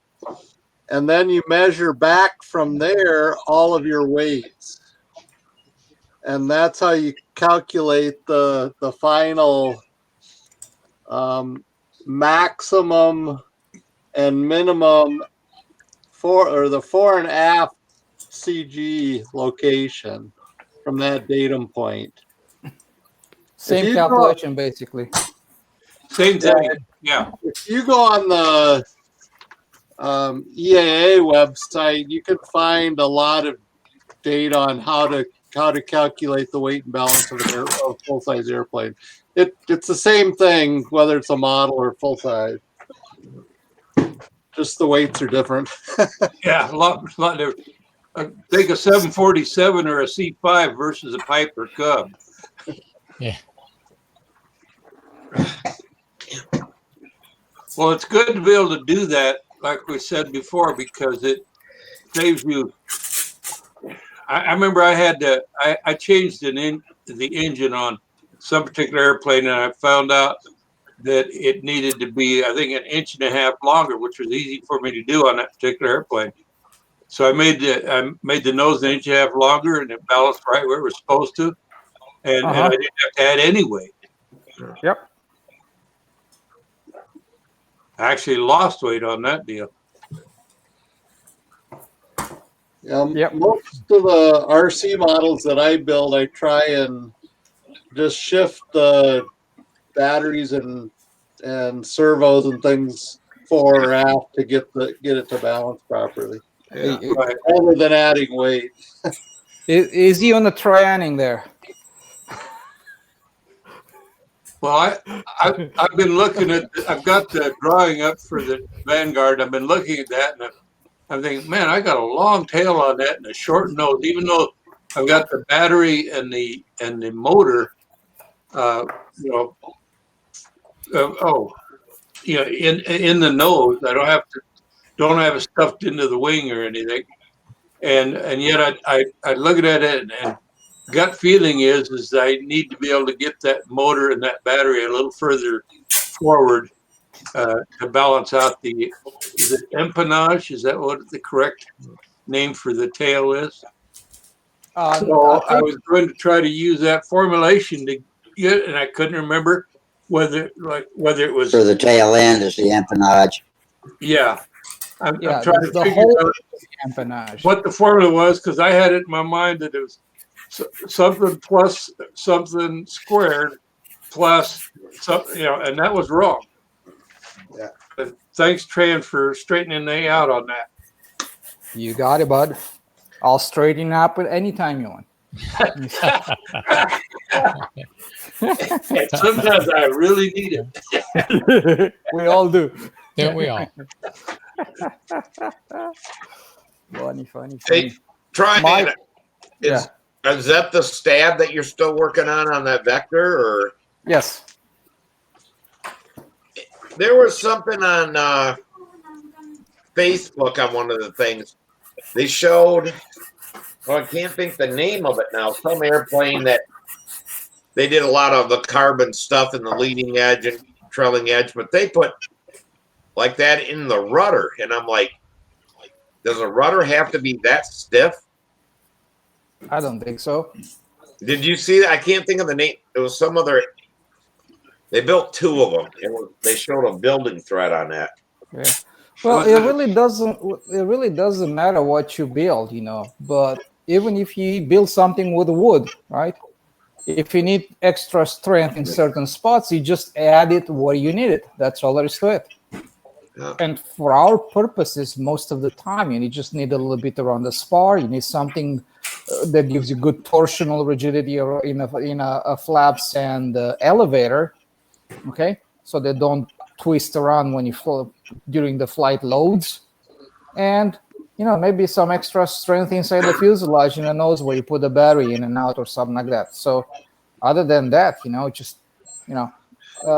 if you go full carbon, then now you're talking molds, you're talking about, a lot of effort and time invested. But for most part, for what we do right now, I think anybody can benefit for just a little bit here and there tremendously. Well, what I was thinking is that I got some plans for I-beam wing airplanes. Okay, yeah. And I know that they changed it over from I-beam because once the I-beam got so long that the wing wasn't strong enough or whatever. Mm-hmm. And it's like if you put that carbon in there, how much more could you add to an I-beam and it would then be strong enough? I mean, yeah, it's already very strong as is, right? Yeah. But I think even Billy Warwich, when he made the video, he showed like he used some carbon fiber that was already cured. It's a cured carbon fiber that had epoxy in it or something like that. There were strips, and he used those long strips to reinforce the I-beam area. Right. Okay, so that was sandwich inside. Do you need that? No, you can. I think you can get the stuff that I showed you at Easy Composites. It's super cheap, and you can stuff that just like I did on my elevator here with 3M77. You just put it like a tape on top of the I-beam. You build it as normal, and then you hit it with CA, and that's all you need to do. And you can That's what I was running quickly. wondering if you did like a 60 size airplane in an I-beam. If with that carbon and stuff, if that would then be strong enough to, Steve, some I-beams, some of the larger ones, have another beam after the main I-beam that goes maybe 1/4 of the span. It's not a true I-beam. It's basically just a 1/8 inch by whatever to fit in there. And that helps strengthen the center section. That's where you got to worry about it shearing, crumpling. And so a lot of them, you'll notice if you look at some of the larger ones, they've got that in there as a secondary spar, helps strengthen the center section. Yes, and some people even just use. I think Billy just used some spacers between the spars over there. I mean, the upper and lower section of the rib. He put like a vertical piece of balsa over there just to support it, give it extra support. Can you do a spar? Yeah, absolutely. Why not? Would it be stronger? I'd say yes, for sure. Even if it's just a piece of balsa. Because that kind of locks in torsionally as well. A lot better. Well, I was just wondering if you did like with that carbon strip on there. Yeah. How much would you even need all that other stuff, because it would make that I-beam so much stronger? Yeah, quite a lot stronger. Yes, absolutely. Why not? No, I don't see why not. Okay. Because Steve, the stuff I'm using it's very thin. It's not very thick, right? Right. It's about 3 or 4 thousandths of an inch or so, but it has the equivalent strength. So say you wanted to use this piece here, right? Yeah. Okay, so it's 1/2 inch wide. Imagine this 1/2 inch piece of balsa 2 inches tall. Yeah. Okay, this is the strength that this is giving you. Okay. Yeah. So weight to strength ratio, you cannot beat it. Imagine the I-beam that you have another 2 inches on the spar on top and the bottom. Or a rib that has another 2 inches on top and the bottom. Is that pretty strong? I think yes. Yeah. Yeah, Trey's got it right. I was just thinking, there was a lot of I-beams at one time, but the Achilles heel was once you got the wings so big, they wanted to fold. If that wouldn't get rid of that problem. Oh yeah, it will for sure. Yes. Steve, a lot of people shy away from the I-beams because one, they've never built one. Two, they've never seen one built. They have no idea how it's done correctly. Oh, they think it's hard to make, which is super easy. Yeah, they're not hard. They're fast. Yeah, and so that's the other thing about I-beams is Give me a battery on it. people just didn't understand them. Oh, okay. Yeah, I'll push back a little bit on that for the simple reason that is if they were so easy to make, why aren't kit manufacturers doing I-beams and laser cut? Because Well, They are. they are. they are, but Ellie. Peter, the thing is you can make a real quick little jig out of plywood or plastic, whatever, Yep. and you can cut ribs so fast with a X-Acto knife and they're accurate. And remember, with an I-beam, you're using a long sanding bar on top to bring it into final shape anyway. And so laser cutting, you're paying a lot of extra money for the laser cut that you don't need. What's better to do is to put a laser cut the cutting jig for the I-beam rib as a strip. And include that in there and let them cut their own. Saves money for everybody. You That's guys for some reason I found it. there is on YouTube a video with Billy Warwood giving you the full explanation on how to build a wing like that. And I watched it from beginning to the end. It takes about a couple of hours or so, an hour and a half too, and you learn everything about it, and it's easy. Yeah. Another thing is like nice about the I-beam wings, like now, if you really want to do it, you can make an elliptical wing with it, but just shaping the leading edge a little bit in an elliptical shape. And now when you put your ribs in there, now you have an elliptical wing, which I think that's a totally cool thing to do, and give you some advantages, aerodynamic. But the problem with I-beam wings is that they don't go too well with plastic coverings like monocoque because they depend on the strength of the sheeting or the covering for their some of their ultimate strength. And so they can twist this way. They don't have good rigidity without a good strong covering on them. And so that has been one of the reasons that drawback. They're popular. A lot of people still build them that way, but they're not as popular as they once were. Yeah, but you don't have to do it like that. They've always been done. That's it's right. an I-beam because it's an I-beam, right? Who says you have to have an I-beam over there? Why not have a round tube? Yeah. With a piece of balsa wood on top and the bottom, just to complete the shape, and the tube gives you the torsional rigidity as well as the spar rigidity, and you're done. Well, the little alley that Bodak has got in their lineup uses a wing design that was designed by Bob Gerke, and it uses a fully cut laser cut rib, but it has a center section that is cut out. It has a cutout for the I-beam, and you just slip it in there. You put it all together before gluing it, and it's fast. It works good, but it's a takeoff. It actually is an I-beam wing, but it doesn't use the strip rib. There are so many permutations to the way we can build wings. Oh yeah, so many. I bet each one of us here tonight can build another different wing that's with the same shape, same airfoil, same platform. Each one of us are going to find a different way of doing it. Yep. Well, when you get some phone calls from Bob Hunt or someone else. Yeah.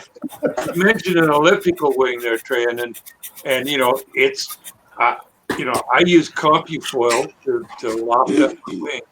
And I've got an elliptical wing going on the Vanguard that is not only an elliptical wing with full ribs, but it's also a worn truss rib or wing.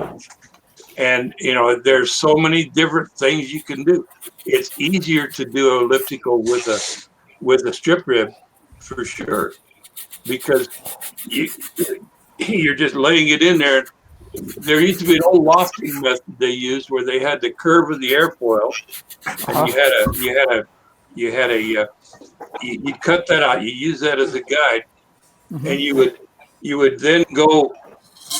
Let's see how you start at the leading edge, and you go back and you bring it to the trailing edge, and each successive one going down the length of the tapered wing would be shorter and shorter and shorter. But it used the same entry, and it ended up at the trailing edge.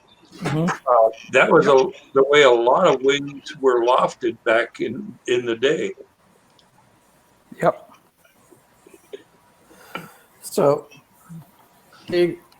what I'm doing here right now, I am tapering I started with a 1/4 inch width balsa and have a 1/8 inch balsa trailing edge. So I'm trying to taper it right now. So what I did here is just a cool, a quick tip. Let me see. Okay, a quick tip. Just take a black marker and just put it over there like that. See? Yeah. So now as you sand, you know when you're approaching the point of interest, and mine it's marked here. See that? That's my little mark. I don't want to sand that off. I want to leave it on. So, anyways, story of my life. Oh, you're putting an airfoil in it? A little bit, yeah. Oh, okay. That's really good to put that marker there. Then you know exactly when you reach the point you want to make. Yeah, you see how you see it right away? Yeah. So I'm just sending some more. You see it? Yeah. I notice you're doing that in the air, or do you normally do that flat on the table? I can feel it in the air and I can run my fingers, but after that I do it flat on the table as well. Okay. So just whatever. Yeah. You know. So yeah. Lots of ways to do it. Anyways, yeah. So this is my quick tip for sanding stuff. So that's the elevator then? Yes. Yep. Oh, okay. Yeah.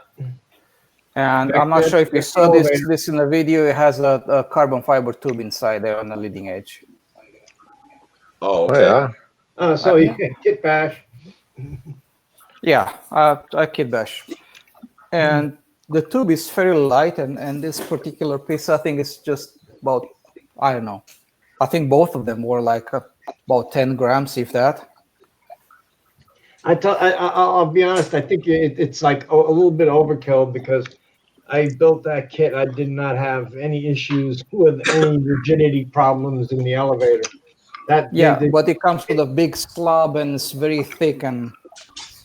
Ultimately, that Brodak Vector 40, the one that I built, it flew absolutely beautiful, straight off the boards without any type of. I didn't do any modifications to it, and it flew very, very, very well. Oh, I'm sure of it. Randy Smith did a good job with that. Yeah. Yeah, but it's the same thing as that kit that we did. I mean, I redid the elevator or the whole stab section because it weighed so much. Yeah, I mean, that's the big thing. Yeah. It comes, fucking 1/2 inch balsa, taper it down and stuff, and when you're done, the damn thing still weighs over 3 ounces, and it's like I ain't gonna stick that heavy thing on the back of a small airplane like that. Well, and then the Vector 40's got built up surfaces for the stab, the elevator. I think the flaps was solid, but that was about it. I don't know. The kit I got, it was just solid balsa wood. Yeah, the elevators. That's what I got. What? Yeah, the elevators are solid balsa. The flaps are solid balsa. Yep. Yeah. The only thing that isn't solid balsa is the stab. Damn. Yeah, I mean it's heavier than shit. So there's been a significant number of changes done to that kit over the iterations. Yeah, I think they wanted to make it easier for people to build. I would gather. Plus, I probably based it on what was done to make the the ARF version. Yeah, that would make sense. You know, the only thing that kit that I found heavier is the Brodak Nobler. It comes when you get the kit, it weighs like 30 pounds, and it's like, okay, start carving and cutting and Yeah, it's 5 pounds of balsa, and 3 of those pounds go on the floor. That's the deal. And if they don't, you didn't build it right. Right. I know, because I built one and it weighs 42 ounces. Show them that. Is that the? So what I've got is this. Yeah, that's what comes in the kit right there. Yeah. Oh, gee. Yeah. Here. Yeah. Just shape it up and make something out of it. I mean, give me a break. Then you have a plane out of it. I mean, it's a nice piece of wood, but doesn't help me much. I mean, no, you can see it. The stab is built up. No. Yeah, I'm sure they changed it a little bit. Yes, the elevator's built up for the simple reason I used solid monocoat, not transparent on the elevators. The only thing I recall being actually in the initial kit, the one that I got back in '97, the flaps were solid. Yeah, they were, but everything in the tail section, of course, except for the rudder and the vertical stabilizer, they were all built up. Yeah, my flaps are solid too, but I think I'm just going to leave the flaps as they are. I'm going to shape them up and just use them as they are. I didn't, like I said, I never had, and I'm trying to remember that this airplane came out at 42 ounces finished. That's nice. What's the? Oh. What's that? No, I just wondered what that is. That picture.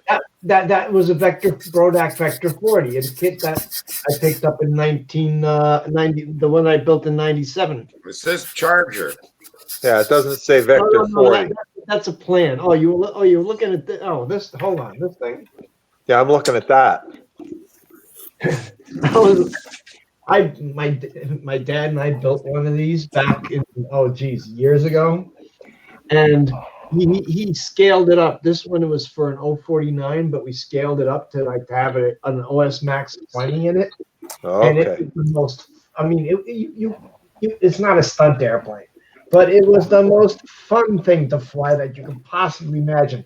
I could turn around and saber dance that airplane. And you could stall that thing. It would hang out there on the propeller and like saber dance it one way, back the other way, turn like stupidly, impossibly tight loop.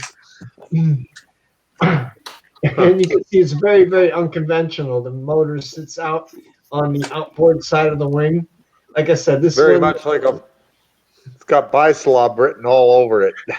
Yeah, it does really. And a T-tail, basically a T-tail in the back. So we did it all in black monocoat. It was like a most intimidating looking thing. Like I said, my dad scaled it up a bit because we wanted to put an RS-20 in the front, so it was like a 20 size airplane.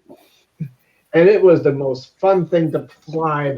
It was one of the most fun things to fly that we ever put together.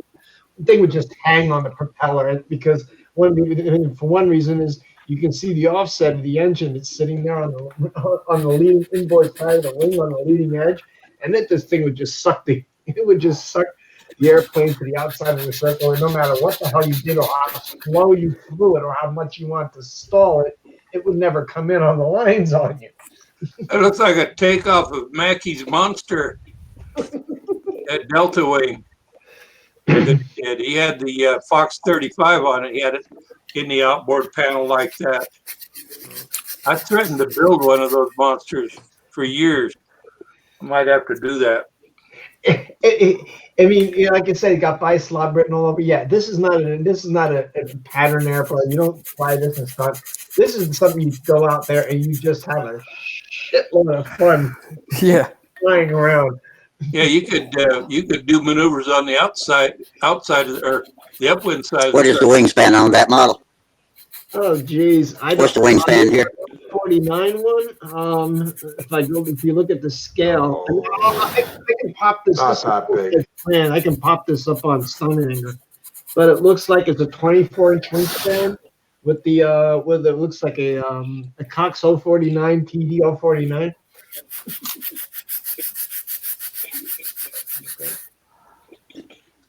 We just kind of, my dad turned around and said, okay, we'll just make it instead of a 2-foot wingspan, we'll kind of like just make it like this short of a 4-foot wingspan. We'll stick an OS-20 on the outboard wing and see what we can do with it. I got a question. Has anybody ever had any success with a T-tailed airplane for stunt? The reason I'm asking is I'd like to try and build a Canadian snowbird. Why not? The snowboard has the T-tail on the top? Yeah. I don't see why not. It should be nice and clean air. I'm not, the airplane would be a great design to build for stunt, but I'm a little worried about the T-tail, and I don't want to put a whole pile of effort into it if it isn't going to work. Do a mock plane at first and see what works. I'm thinking about full flying stab on that too. The difficult thing about a T-tail is getting your controls correct back to the T-tail. Jack Sheeks did a night twister that he wasn't the twister, but he did a night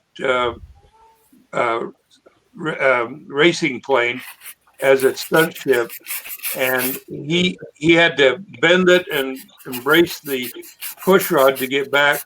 I always thought that you could do the same thing the way they do with an RC ship. They use a goldenrod or one of those flexible push rods within a tube. You run that back and then run that back to do your elevator work. Would be a straight up. Let me ask you a question. Talking about a T-tail, are you talking about one that's got the elevator sitting on top of the rotor? Yeah, on top. Not on top, but close to the top.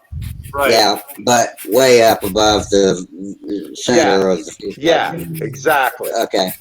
So, what about a push-pull system? I'm sorry, I just broke in. I answered my question. Well, anyway, getting your control input to that, and I'm not sure that so far the stunt community hasn't been able to find a good answer for an all-flying stab in a stunt ship. They've tried it once in a while. It's going to work fairly well, but they haven't been able to show that it works better than what we're using.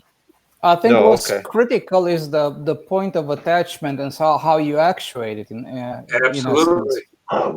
Because like how much angle can I put on that push rod going like straight up? As much as I can. Like, is it going to change anything? Well, no, it's the pivot point that's critical. On Sheik's version, he had an angle that pretty much mirrored the leading edge of the rudder. Okay. Inside of it, and he had it braced at the bottom where the bend went, and he had it braced up at the top, so it came and then went up and then went straight back to the elevator. Okay. So trying to brace it to keep it from flexing is the most important thing. Yeah, but try using the RC, the push rod in a tube setup.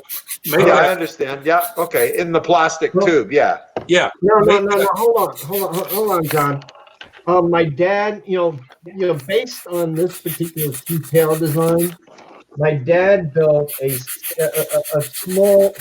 It basically it's the same outline, but the scale model of the 727. Which all has the T-tail sitting way the heck out up there on the top of the vertical stabilizer, right? And if you can see my cursor here, the way he solved that issue was we had the push rod that came back to somewhere around here on where the vertical stabilizer would go up, and we had an L crank. It's not a bell crank, but one of those L-shaped bell cranks. Right. And then we turned around and connected that to the push rod that came back from the flap. It went to this L, and it went to another L at the top here. And that L was attached to the horn that was actually actuating It was a more complex linkage because you had a push rod to an L, to another L up here, to a push rod to the horn that actually made the elevator go up and down. An awful lot of connections. Yeah. Well, Len, I have a question for you. they've Okay. got- Is it a full flying stabilizer or is just a No, what we did was Oh, no. It's just a regular elevator on a stab. on the 727 model, we didn't do a full flying stabilizer. The stabilizer was separate from the elevator. It was set up like a conventional I'm talking setup. about what I'm building. It actually had flaps, and it actually had an elevator at the T-tail, and that's the way we solved the connection issue. And it worked. I mean, yeah, it's a lot of connections, but it worked.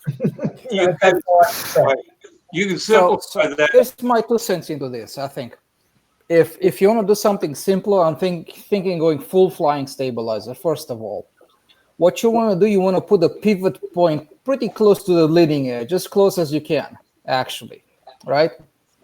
You want to put it at like 15% from the leading edge, and no further back than that, okay? And for actuating, just make a long push rod that has like an L shape and goes through the hole in which you pivot the plane, right? Right. And you have another hole on the back side, so when you slide the elevator in, it's going to go like on 2 tubes, basically, right? Follow me? And now to get your travel, your bell crank is going to have to be a little bit longer over there to get the travel that you need. I don't know what it's going to be. Okay. So you're going to have a hole probably closer to actually the flaps, and one is a little bit longer to actually this extra long push rod. And it's just a straight push rod, and just simple as that. I tell you, on an RC plane, a friend of mine did that, but he did a pull, and he run real thin cable inside of. There used to be this plastic tube that they made for fuel line, and he took that and run up in there, and it could follow around, and then it came out, and it came back to the elevator. I mean, to the servo. And it pulled. So it pulled it down, it pulled it up, and the 2 wires always stayed taut. So it didn't flutter or anything like that. I don't think you'd have to make your horn on the airplane with a piece coming off the top and off the bottom. Right. You guys are making it too yeah, it's way too complicated. Look, yeah. The tail on this airplane is not very tall. My concern wasn't the push rod to start with when I started this. What my question is, will the airplane have trouble flying stunt with the elevator up higher? I doubt it. I doubt it. Because that's what Windy said. As long as you get it parallel, you should be okay, eh? Yeah, this is a conversation I had with Windy Wardnowski, and he said he made a coordinate that had the inline, and then he hated the plane because it wouldn't track, wouldn't lock after maneuvers, after the corners and stuff like that. And he said the subsequent planes as the tail moved higher and higher in clean air, then the plane got better, they were tracking better, they were locking better in maneuvers and stuff like that. So, and that's he said all I the need to best know. one. Yeah, and the best one he had was the Tiger Cat. What does Yeah, the because Tiger it was Cat way have? up there. Yeah, exactly. And a dihedral on top of it. Okay, that's all I needed to know. Perfect. Yeah. So you should be fine. I'm going to try it. I'm going to draw the plans up for this. That's the same exact logic I played. I applied in Revolutions. Right. That's why I put the dihedral in the elevator. Yeah, for sure. Okay. I just want to get in clean air. Get it up in clean air for sure. Yep. Okay. Thank you. So you have, but expect it to be a little bit more feistier now. Yeah, I'm sure. Which I'm sure is not something that you are really worried about. No, not a bit. That's all good. The other thing I'm looking forward to is an airplane with a tricycle gear. I haven't had one of those for a long time. Pathfinder. Who's that? Is John here? Yes, John. Where'd John go? John's gone. Oh, John got up and walked away. While they get another soda.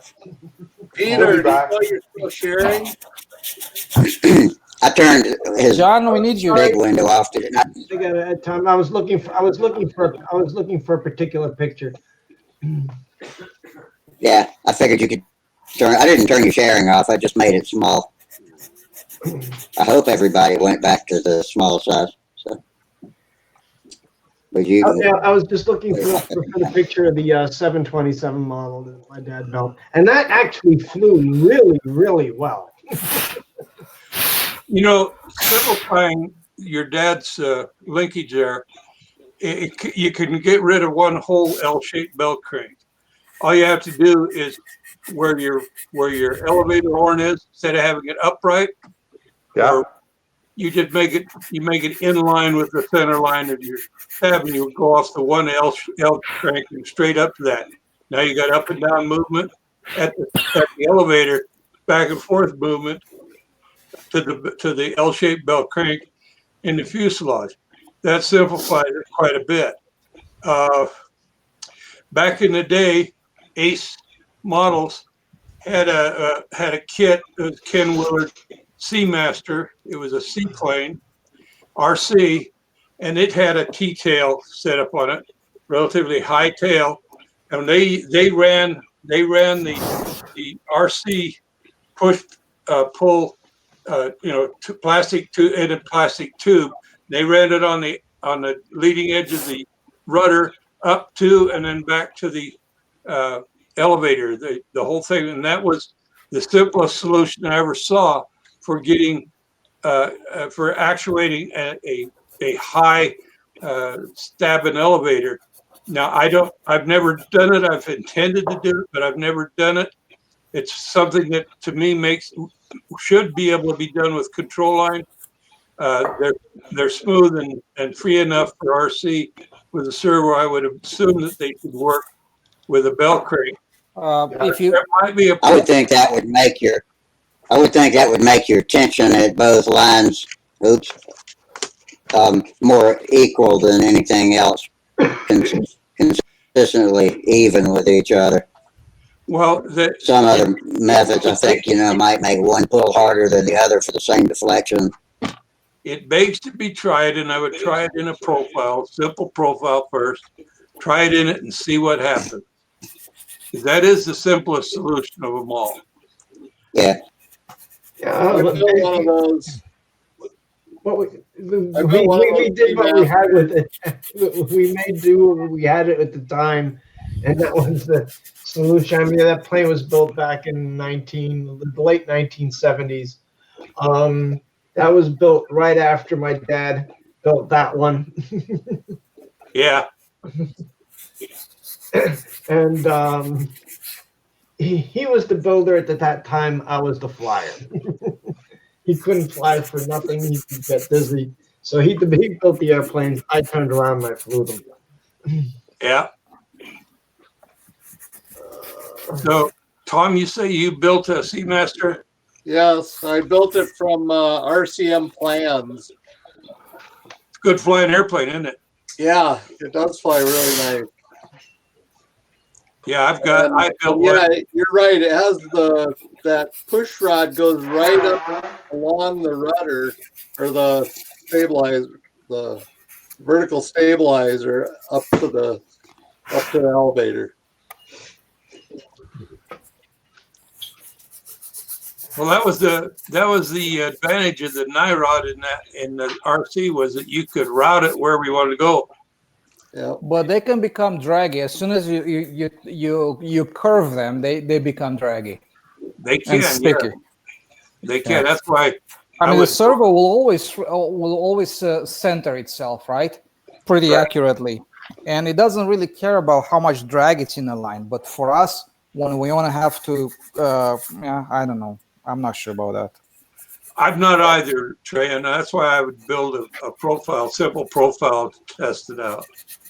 Well, instinctively, I stay away from it. It just doesn't add up in my head. Well, a lot of things don't add up in my head either. This is what I've learned from building everything, right? if everything works perfectly in your head, you might have some hiccups and you can get the job done. If something doesn't add up in your head, forget it. That isn't going to happen. Yeah. Yeah. The one thing too with nyrods is that they grow when it gets hot. Yeah, I'm not going to play with those. Yeah, they expand and contract. Yeah. I need. You got a good point there, Steve. I'm just going to use a straight rod and put it up as high as I can, running the wire up into the tail and straight to the control horn. I'm not going to go for anything too silly. I'll tell you, the one thing we did do with nyrods that worked well is that if you get piano wire, and you used to be able to get it, it was threaded on one end. You can still get it. You can take that and slide it down a nyrod and screw it in on one end of it.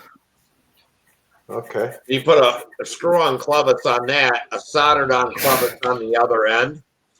Then as the nyrod grows and shrinks, it doesn't matter because that piece of music wire in there is what holds it. And now you can move it, some, as long as you don't, kink it too bad. And it worked really nice, and we did that. But that's how we got away from the nyrod growing and shrinking. Okay. Well, the playing with controls, if you run it straight back like you're talking about, Les, then you're going to have to play with your bias on your elevator horn because you want that to meet at 90 degrees. Otherwise, you're going to get more down or more up than down. You're going to have. I see what you're saying. Yeah. And so that's why they brought it up, bent it, and brought it to bring it in at 90 degrees up there. Okay. All right. So just keep it simple. Just make a. Since your elevator is somewhere in like a mid-tail, from what I understand. Yeah, well, here, I'm going to show you a little picture, basically. Okay, go for it. Do you see that orange? See that? It's not that high. Horn with a longer. I don't see it. Let me. Just click on your. It's your not share. a very. Oh, here, yeah, okay, hang on. Hang on a second. Hey, Mike got his camera on. Oh, good. Do you see that orange tail? I can't do it. It's not going to work. It's too small. Don't worry about it. I'll show you next time when I draw the plan. Okay. So Len, from what I saw over there, just very briefly, the tail assembly picture. Just make a long ass horn. Just build it normally like you always do. Instead of having a 1-inch horn, make it like a 3-inch horn. Who gives a shit? That's and right. Okay. Bell crank, make a longer arm on the bell crank. Call it a day. Okay. That's it. Yeah, that makes sense. Okay. Yeah, I can do that. Yeah. No problem. Yeah, I mean, longer horns, horns, longer bell crank. Duh. It makes it simple. It certainly solves a lot of issues. Yeah, for sure. Yes, simple is good. And we know how to do this stuff, right? Yeah, but what I may add, once I get the plans done, what I may do is make a mock-up just on the bench of the control system and just see how it works. It works too. Now, if you make a full flying stab, you may end up with the same bell crank. Nothing changed, and just a long horn to it. Yeah, I see what you're saying. Okay. Yeah, it's possible. Okay. And I said, I think most of the problems from a full flying stabilizer is the way they're actuated, because they probably try to use this 1-inch horn and maybe an inch and change, right, at maximum. Try to move this big flying surface. And then they put the pivot point, God knows where, probably on the center pressure or too far back. Yeah, which that's too much stress. It wants to do this by itself like crazy, So, no, you can't have that. Trained combat flyers have used full flying stabs, and many of them mount right at the leading edge. Some mount back 5-10%, and it's been a well-known thing with flying stabs that you don't want to go too far back or your controls will lock. That's what I said. Yeah. That's why I said it's been known- 15% maximum. It's been known to do it that way. Those that have tried full flying stabs on stunt ships have reported that they had more trouble than it was worth. I'm not going to put that on. I'm going to use elevators and regular stabilizer. That's what the real airplane had, so I'm not going to put a full flying stab. In that case, I 100% agree with you. If the real plane had the full flying stab, then I'd say corny. Yeah, no, it doesn't. Tom's trying to show us that a seaplane that has a T-tail on it using go ahead, Tom. You can just barely see the orange tail, that T-tail. It has the Naira Oh, yeah, I see it. right up to the top. Yeah. Okay. Let me see if I have a... I never, now I got it. The other view. It just popped up. How did you hook that up? With a NIROD? Yep. Okay. Yeah, but servo again. True enough. And not Servo strong center enough for nicely. what we're doing. Yeah, not strong enough for what we're trying to do. No, I think a long push rod would just adjust it on a bell crank when you're done. Yeah, it looks like a pattern ship. Yeah, I agree. That's the Cougar. Oh, is that the Cougar? Oh, okay. Sig Cougar. You On floats. get that- On floats. You get that elevator horn too long, you'll have problems getting a decent amount of throw on the elevator. Yeah, I don't think I'll do that. I think I'll use a standard horn, but I'll adjust it at the bell crank.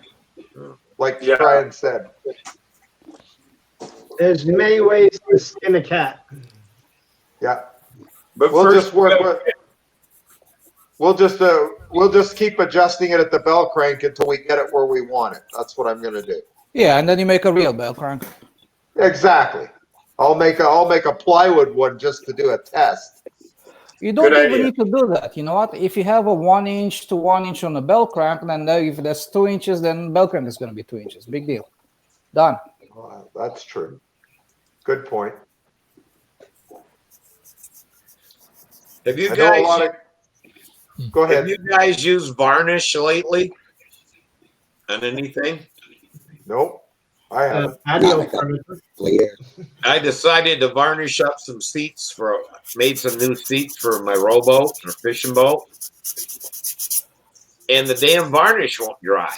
It stays sticky. Maybe you put, you said you put 3 coats on it, didn't you? Yeah. Maybe you put them on too soon. Maybe you didn't let them dry enough first. Well, hey, Steve. What I've been reading is that varnish today isn't like real varnish of before, because they used to put lead in it, and that's what cured varnish was lead. So they couldn't put lead in it, and they went to cobalt, and now you can't use cobalt either.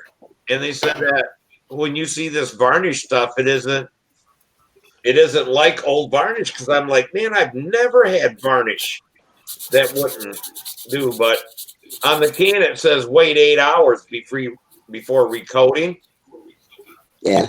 On these boat things, they say you may have to wait 48 hours to 4 days before you recoat. Holy crap. And I'm like, no wonder this shit isn't. So maybe next year the shit will be dry. Hey, Steve. Yeah. Wait, read the instruction, buddy. I read the instruction. Way to go. On the can it said never read four bloody hours. instructions. They're worthless. Yeah. I read the damn instructions and they're worthless. That was the problem. You should have just left the instructions alone.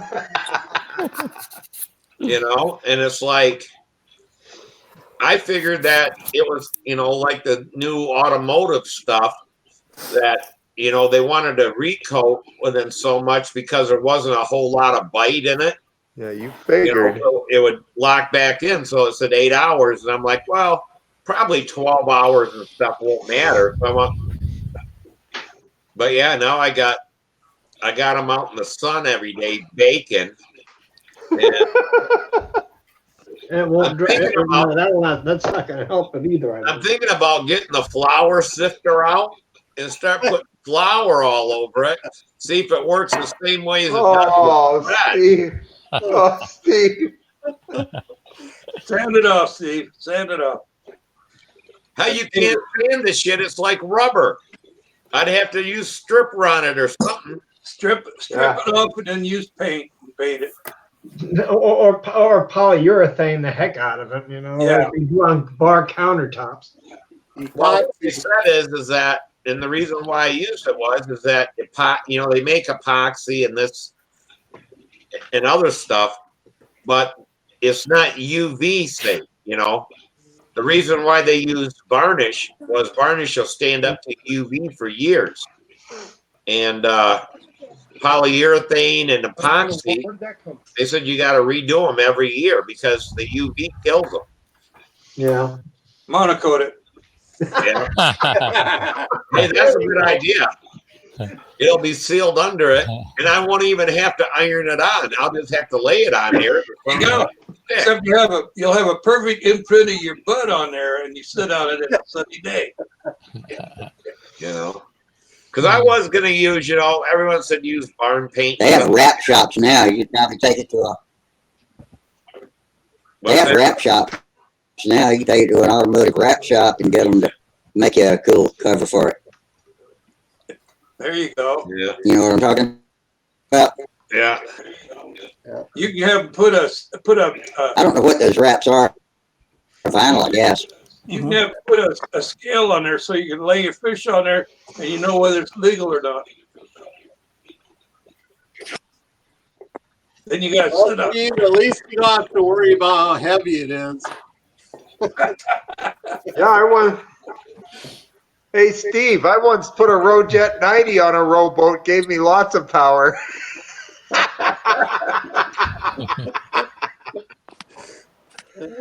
Oh boy. Where'd Steve go? Did we lose I don't him? know. Did we lose him? Did he get He mad? disappeared. I don't think so. I don't think you can make Steve mad. We're just pulled his leg a little, that's all. It's his day in the barrel. He must have got cut off or something. Here he comes. Everybody be quiet now. Is ISP, you've overused Yeah. that. Act like you can't hear. You guys kick me out. Nah, we wouldn't do that, Steve. Would we? Yeah. Steve, we you would. there? Yeah. Steve. But Steve, where'd you go? I think what I'm gonna Can't hear do you, is, Steve. Hey, Steve, can you hear us? yeah, I can hear you fine. Can you What? hear us, Steve? See your lips moving. There he is. I can hear him. I can hear Steve. We're messing What with you, happened? Steve. But We're they make messing with this you, stuff Steve. called Japan dryer, and you can order it, but I guess it's got cobalt in it. And Okay. they said mix some of that and put a top coat on it, and it'll cure stuff underneath. But yeah, you find, I wish they put on the can, this shit will never dry. What you got back there, Mike? Oh, Yeah, they wouldn't want to be that honest. Hey, Mike, Now what we you know got why- back there? Now we If know you why a throw lot of people in California are stuck to their boats. if you throw a fish on the seat, it won't flop off into the bottom of the boat. That's for sure. Just stick. Yeah. Well, guys, I'm getting off because I got a 7:00 appointment with a Honda dealer. Ooh. Oh. Is that a good appointment or a bad one? No, that's the infamous Honda problem. Yeah, I got to figure out what's going on because when it gets into like 90 degrees outside, the damn thing runs fine. So I don't know what it has to do with anything, but the guy at the Honda dealership, when I called him, said it's some kind of a fused relay he thinks is wrong with it. and it gets corroded. Probably one of the sensors in the intake, if that's the problem. It's the main fuse relay. He says something goes wrong with them, and it doesn't get the right voltage. That resistance gets too much in it or something. Well, maybe they'll fix it. And it throws off stuff. So I don't know. So I'm hoping that's what it is. But I have a feeling that's not it either. They'll probably jack the body up before Toyota. What's that, Tom? I said it's probably the camshaft sensor. That's, a buddy of mine keeps telling me it's the crankcase sensor. The crank or the cam sensor?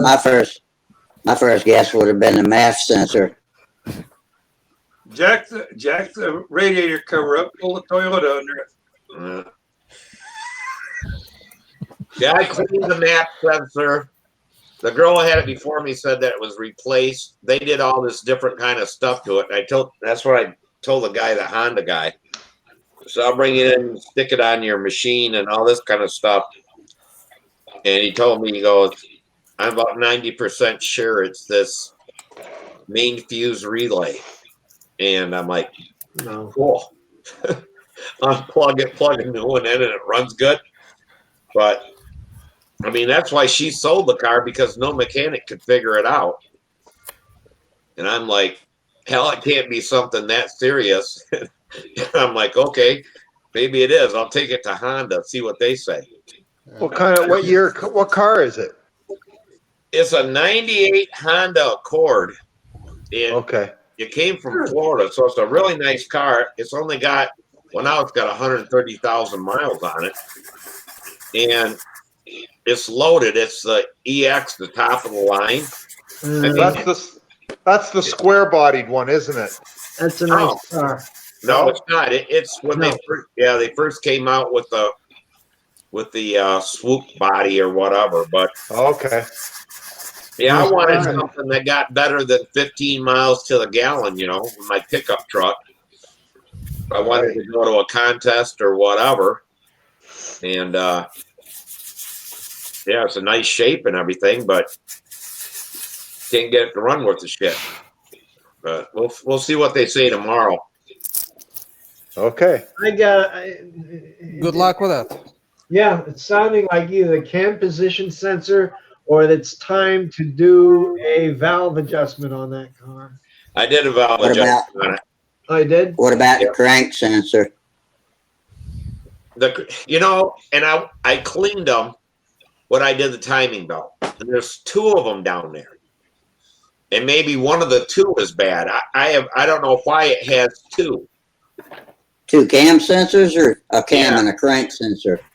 No, it's got a cam sensor up on top, and then it's got two little sensors at the cam, one on each side. So I'm not sure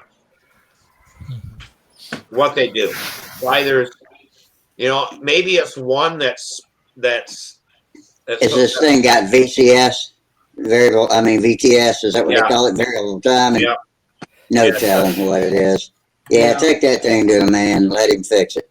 Let us know on Monday what they found. Yeah, I will. So, I got to get up early. So, I'll see you guys Monday, and hopefully, maybe because if it runs good, I may drive it across country or something just because I'm so happy. Well, come on down. We can open up Huntersville for you. Yeah, really. Take care, Steve. You guys see you later. Steve. Bye. See you later, Steve. Yeah.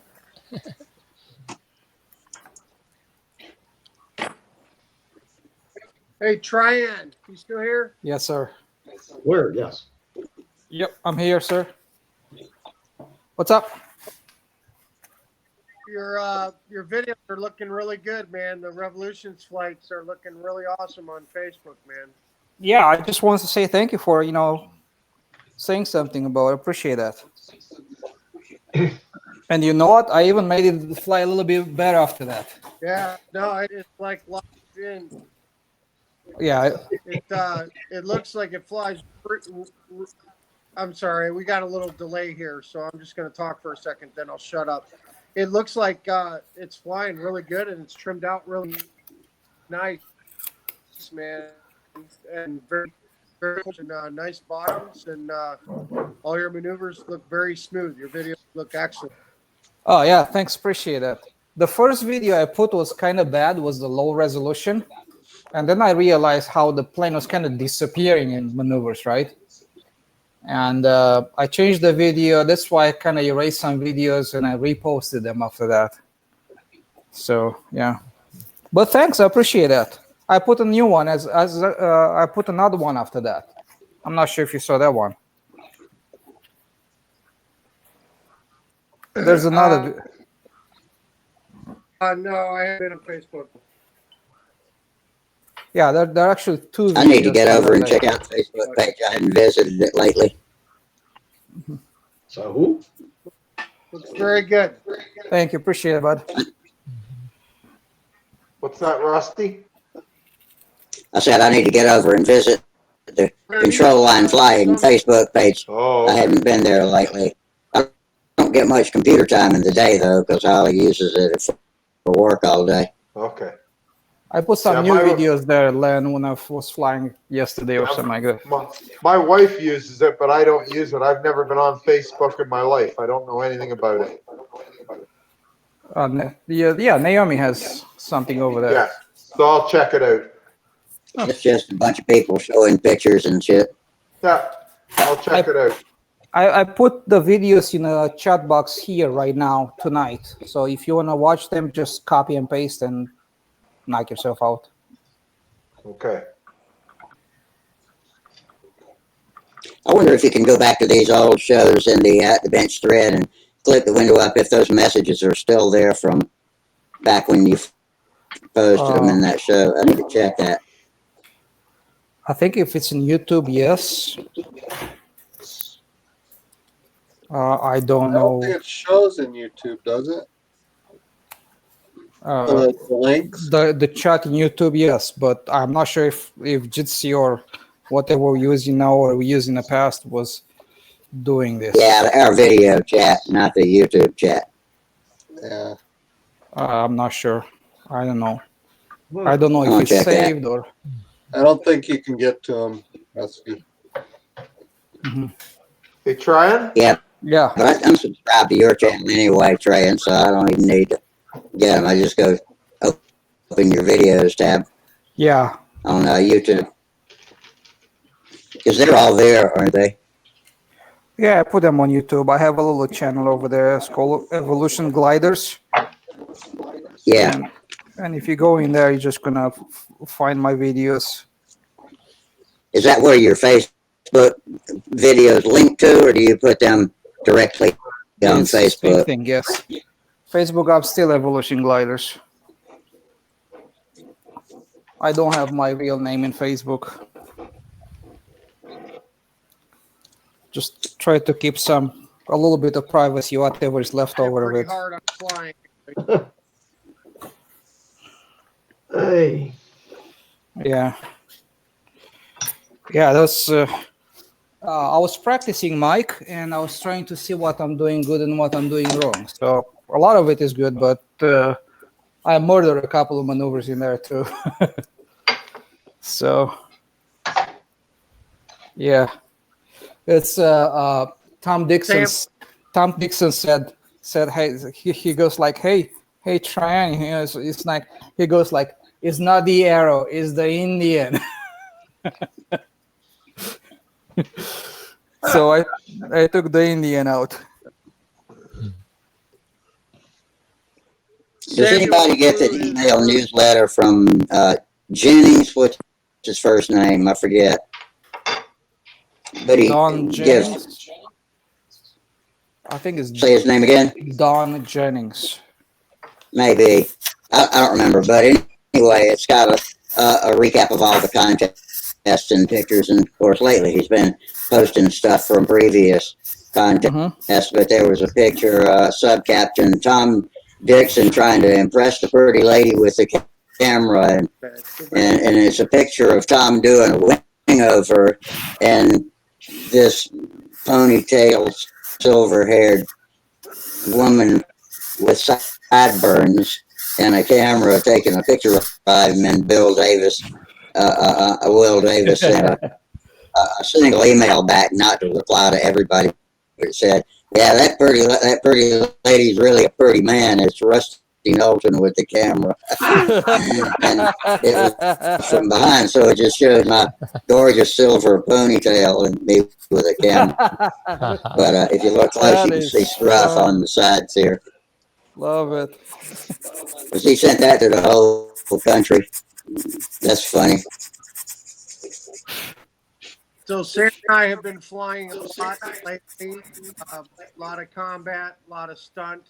And Wednesday, we was the stunt day for us, and he flew his first pattern of the year without crash, and he also flew the pattern without me being out there to call for him. Cool. He did his thing in the right order and caught all the maneuvers. He screwed up a little bit. He was doing 3 laps between maneuvers instead of 2. That's okay. But 10 minutes of fuel. Right. Well, that's what I told him. I said, listen, man, once we get the fuel load dialed in, you can't be doing 3 laps between every maneuver, man. You're going to run out in Clover if you do that. But our goal this year was for him to fly the pattern and memorize it by calling for him. So we achieved that on our first day of flying stunt, and he's just going to have to count 1, 2 instead of 1, 2. But he did very well. I'm pretty proud of him. That's awesome. I was proud of him too. And hey, Mike, he's doing very well. And I think his vertical 8 was his best maneuver of the whole pattern. the dreaded vertical. Have you been able to get him to? Mike, have you been able to get him to spread out his stance a little bit? Yeah, he's not falling down anymore. Not right now, anyway. So we'll see. I don't know. He's working on it to go into the football stance, and spread his legs a little bit so he doesn't get so tippy. But he flew 3-4 patterns on Wednesday. Didn't fall over and didn't crash. That's awesome. And the vertical 8 is definitely maneuver for him because he was doing the outside at the top and coming out too low and then trying to pull out, and he would just pull it, auger into the ground.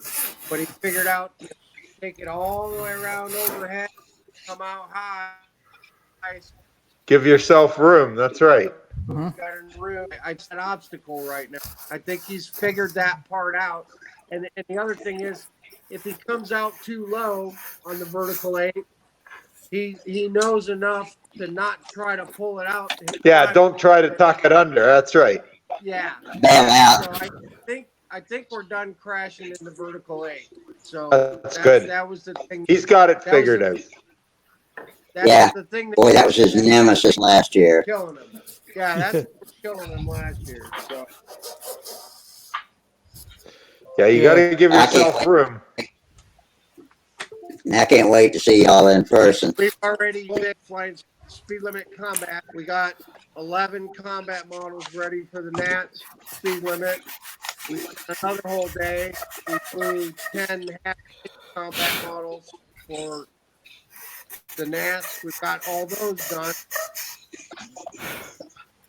And we've only had like 2 stunt outings, but now that all the combat stuff sorted out and good, we're going to focus on stunt. We're just going to hammer stunt for the next couple of weeks and just get some models trimmed out stuff that you can fly for stunt. By the way, the model that he was flying. Dre, can you mute your mic, man? Me? No, Mike. Yeah. So I was Mike, asking if you could mute your mic while you're saying it. Okay, sure. What I want to say, Mike, is that the motor run that you had on that plane was perfect. The speed was perfect. You know, it was beautiful motor run, beautiful speed, everything. You just maybe less fuel than you set. Yeah. Yeah, I was just topping off the tank all the way. It's got like a 5.5 ounce tank on it, and I just topped it off all the way. I don't know the fuel consumption or the load for Yeah. 6 minutes for the pattern, 6.5. I was just topping them off so he could just fly. Yeah, That's if you awesome. finish the pattern, just do another one. Right back. It doesn't matter how long it takes him. Just let him keep doing patterns until he's so used to it. You can worry about the time after. Yeah. That's great. Yeah. Right. Yeah, I think he's come a long way this year from last year. So I think we'll see good things. I don't know. If we can get off the L pad without crashing 2 airplanes, it'll be a good year for us. that's all I care about. If we don't smash 2 in on the asphalt, it'll be a good year. So, but I mean, for us, the Nats is combat. That's what we're most looking forward to. Is Sam's going to fly 5 events this year. He'll fly intermediate stunt. He'll fly speed limit combat. He'll fly half A combat. He's going to do mouse racing, and then he'll do junior, senior Pampa. So he gets 5 events. Dad gets 3. I get 3 combat events. So, man, he's going to be a busy aeromodeler. I tell you what, he's into all kinds of stuff. That's cool. Since they made the announcement a couple of weeks ago, we've been in full-on airplane mode. Like I said, getting the half phase ready, getting the speed limits ready, working on a stunt. Yesterday, I worked on the jets all day.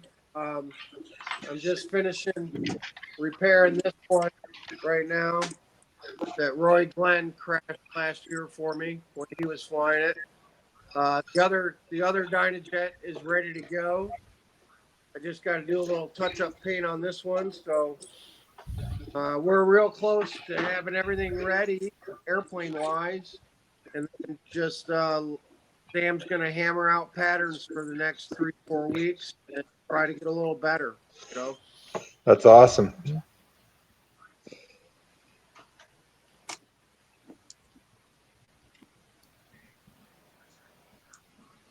Yeah, I guess it'll be October before I see you guys again. I'm looking forward to seeing you and seeing Sam fly in person. Is he bulked up any? Can you come to Canton?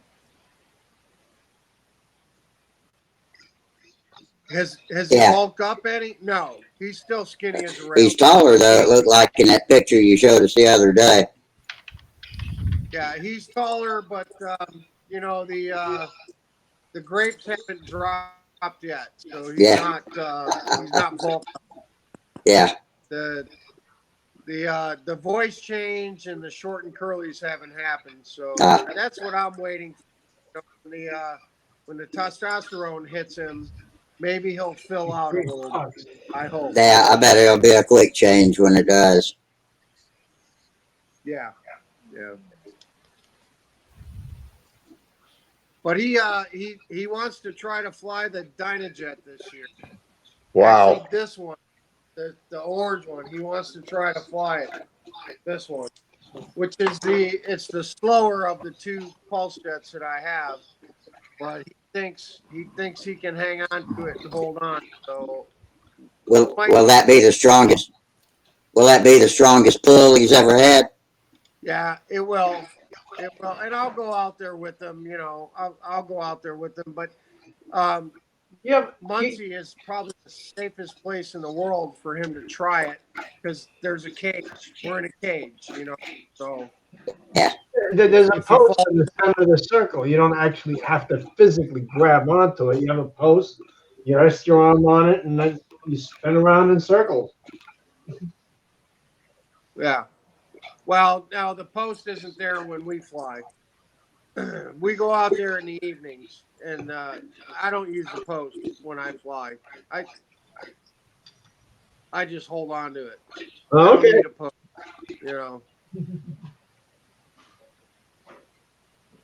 It's well, it's not. Peter, I don't compete in jet speed. I just fly them for fun, for funsies. And most of the time, I've got the handle in one hand and my phone in the other, and I'm videoing my. So it's not a monoline? I do it.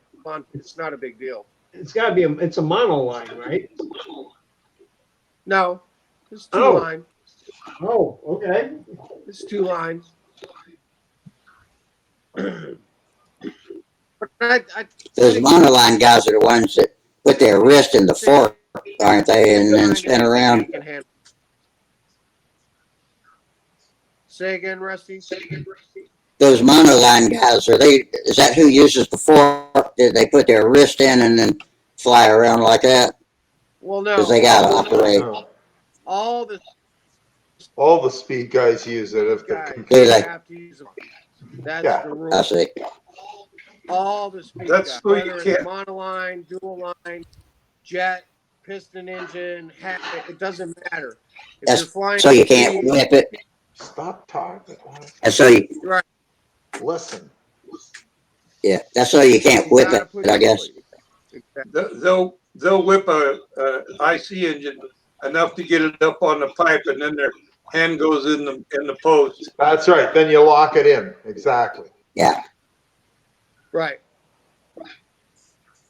Yeah, and I don't even know what their tolerances are on their line lengths.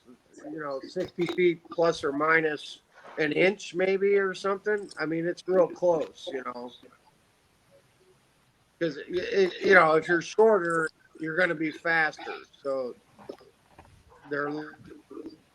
you'll time out faster. You mean line lengths are critical. Mine are 60 plus or minus 6, but I don't care. I'm just out there making noise and you're just out there having fun. That's right. Right.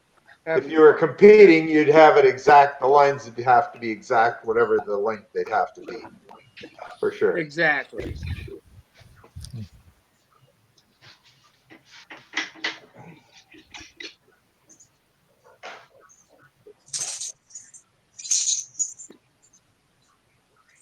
I guess you don't have to worry about which way the wind's blowing when you fly fast planes like that. I'm just hoping. There's the pole's in the way too. You got to stand right at the pole, right? No, the pole, man. The pole is only there during competition.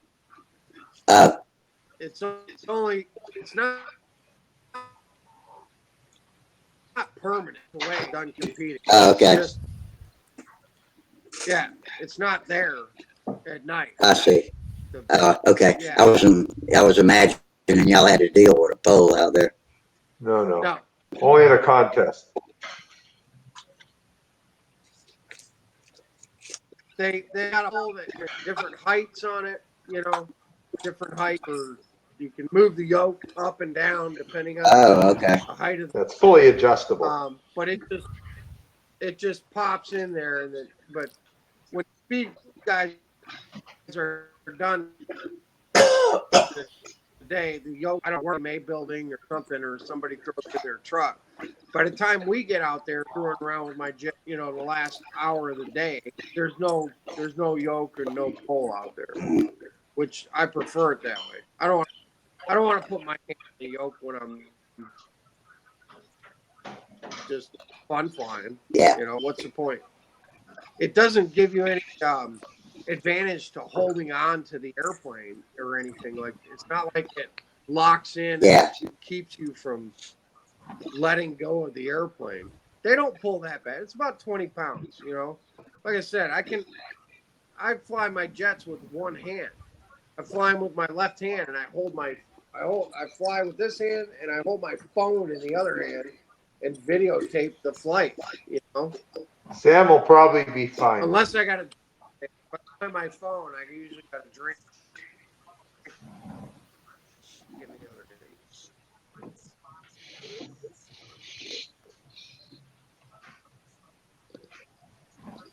Okay.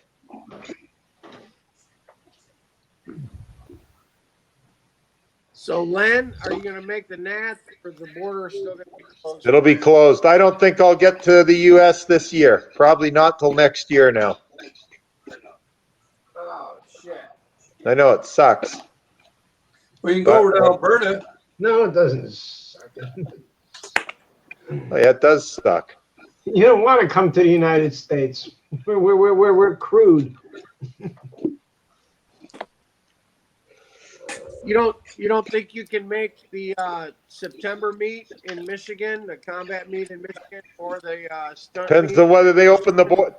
Depends on whether they open the border. And you know what? I just as soon wait till next year now because I've sort of tossed my competition season out the window. I haven't been building. I didn't finish anything, so it's kind of a wipeout.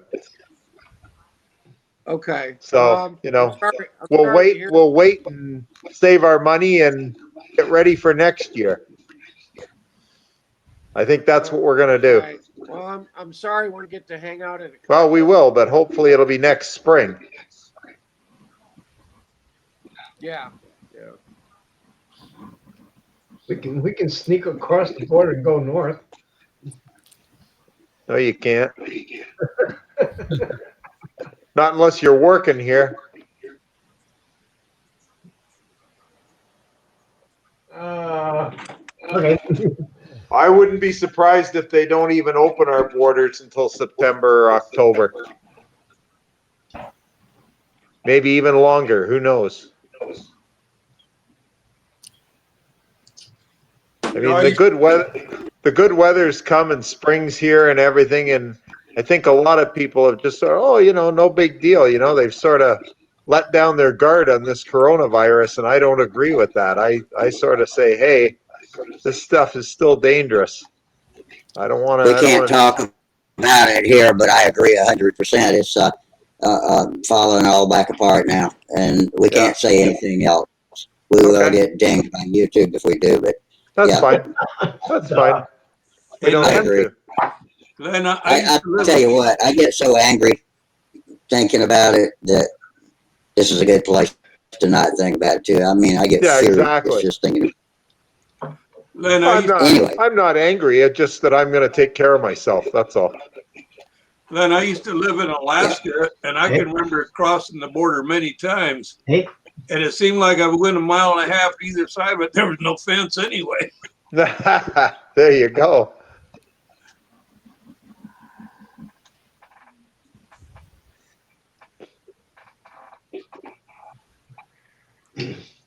Nobody makes lightweight mufflers anymore. Nobody makes what? Lightweight mufflers. Don't use them. Why do you need a muffler? Get rid of the damn thing. Let me tell you guys a story. I've been flying back on any minute. I've been flying a Twister all week with an OS Max 30 and no muffler. And I'll tell you, that airplane flies way better than it ever did when I was younger trying to fly it with a muffler. It flies amazing. Oh, those things fly great without a muffler, yeah. Yeah, get rid of the damn muffler. Who needs it? Throw it out the window. Then I'd have to drive.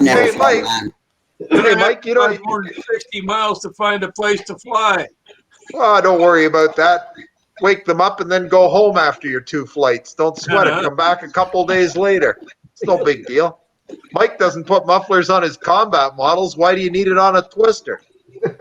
There you go. You're absolutely right, Len. And I was just going to say, the best motor runs that I have, and I got all kinds of flipping motors. That's right. Are combat planes on a bladder with no muffler. No muffler. They just run. Exactly, because then they run nice and cool. They're not restricted. There's no restriction. They just run way better. You don't cook them. You put a muffler on it, you're cooking the motor every other flight. It's overheating, and it's just nothing but a nightmare. And on a bladder, you're not worried about suction. You're spraying the fuel in there. You send it up just a hair fat, a little rich. That's right. It leans out in the air, and the motor's happy for the whole 3-4 ounces of fuel. Exactly. And then it goes blah blah blah blah blah. and just quit. It's Yeah. done. You Even if you get a better, even if you do better even if you do accidentally make it too lean, it'll self-protect because it's like a little flying refrigerator in there when it slows Exactly. down. Yeah. But running It'll old, surge. but running OS Max engines and old McCoys and Foxes with mufflers is the craziest thing on earth. They don't run worth a pinch of crap. They just don't do it. I was doing it last year. I was trying to run McCoys and Foxes and old OS Max engines with mufflers. I was so frustrated. I was ready to lose my you-know-what. This year, I run them no muffler. They all run perfectly. You know, Len, I've got a McCoy 40 redhead Yep. that I got from Tom Lade. Tom Lade did something to that piston. Yep. They said he heat treated it or something, and it will handle a muffler. It's Oh, the that's only good. McCoy I've ever seen that would handle a muffler. Yeah, because normally McCoys hate mufflers. Absolutely. And I can tell you Foxes do too, but they sure run good without one. Like my Nobler with no muffler runs amazing. Every flight it runs as good as a road jet. It's unbelievable. But if I tried to run without a muffler here, I'd be invited by the local gendarmes to leave. Well, that's why but you see, that's why you only fly 1 or 2 flights and then go home and then come back a few days later. You don't try to fly 10 flights in a day. But that that doesn't work because you see, after a couple of weeks, they're onto you. And as soon as they hear it, they're there. Okay. When I was a kid, I have a special dispensation from. Besides which, any contest, if you ever entered, how you have Hang, to. hang on. Let Mike say what he's saying. Go, Mike. Club to fly combat with no mufflers because they're considered competition aircraft, sport aircraft. So we can fly no mufflers at our RC field, and it's not a problem because there's no noise restriction limits there. So it's not an issue when we fly. I can see, in other places not having a muffler would be a problem, but we're blessed by the powers that be to run unrestricted there. So.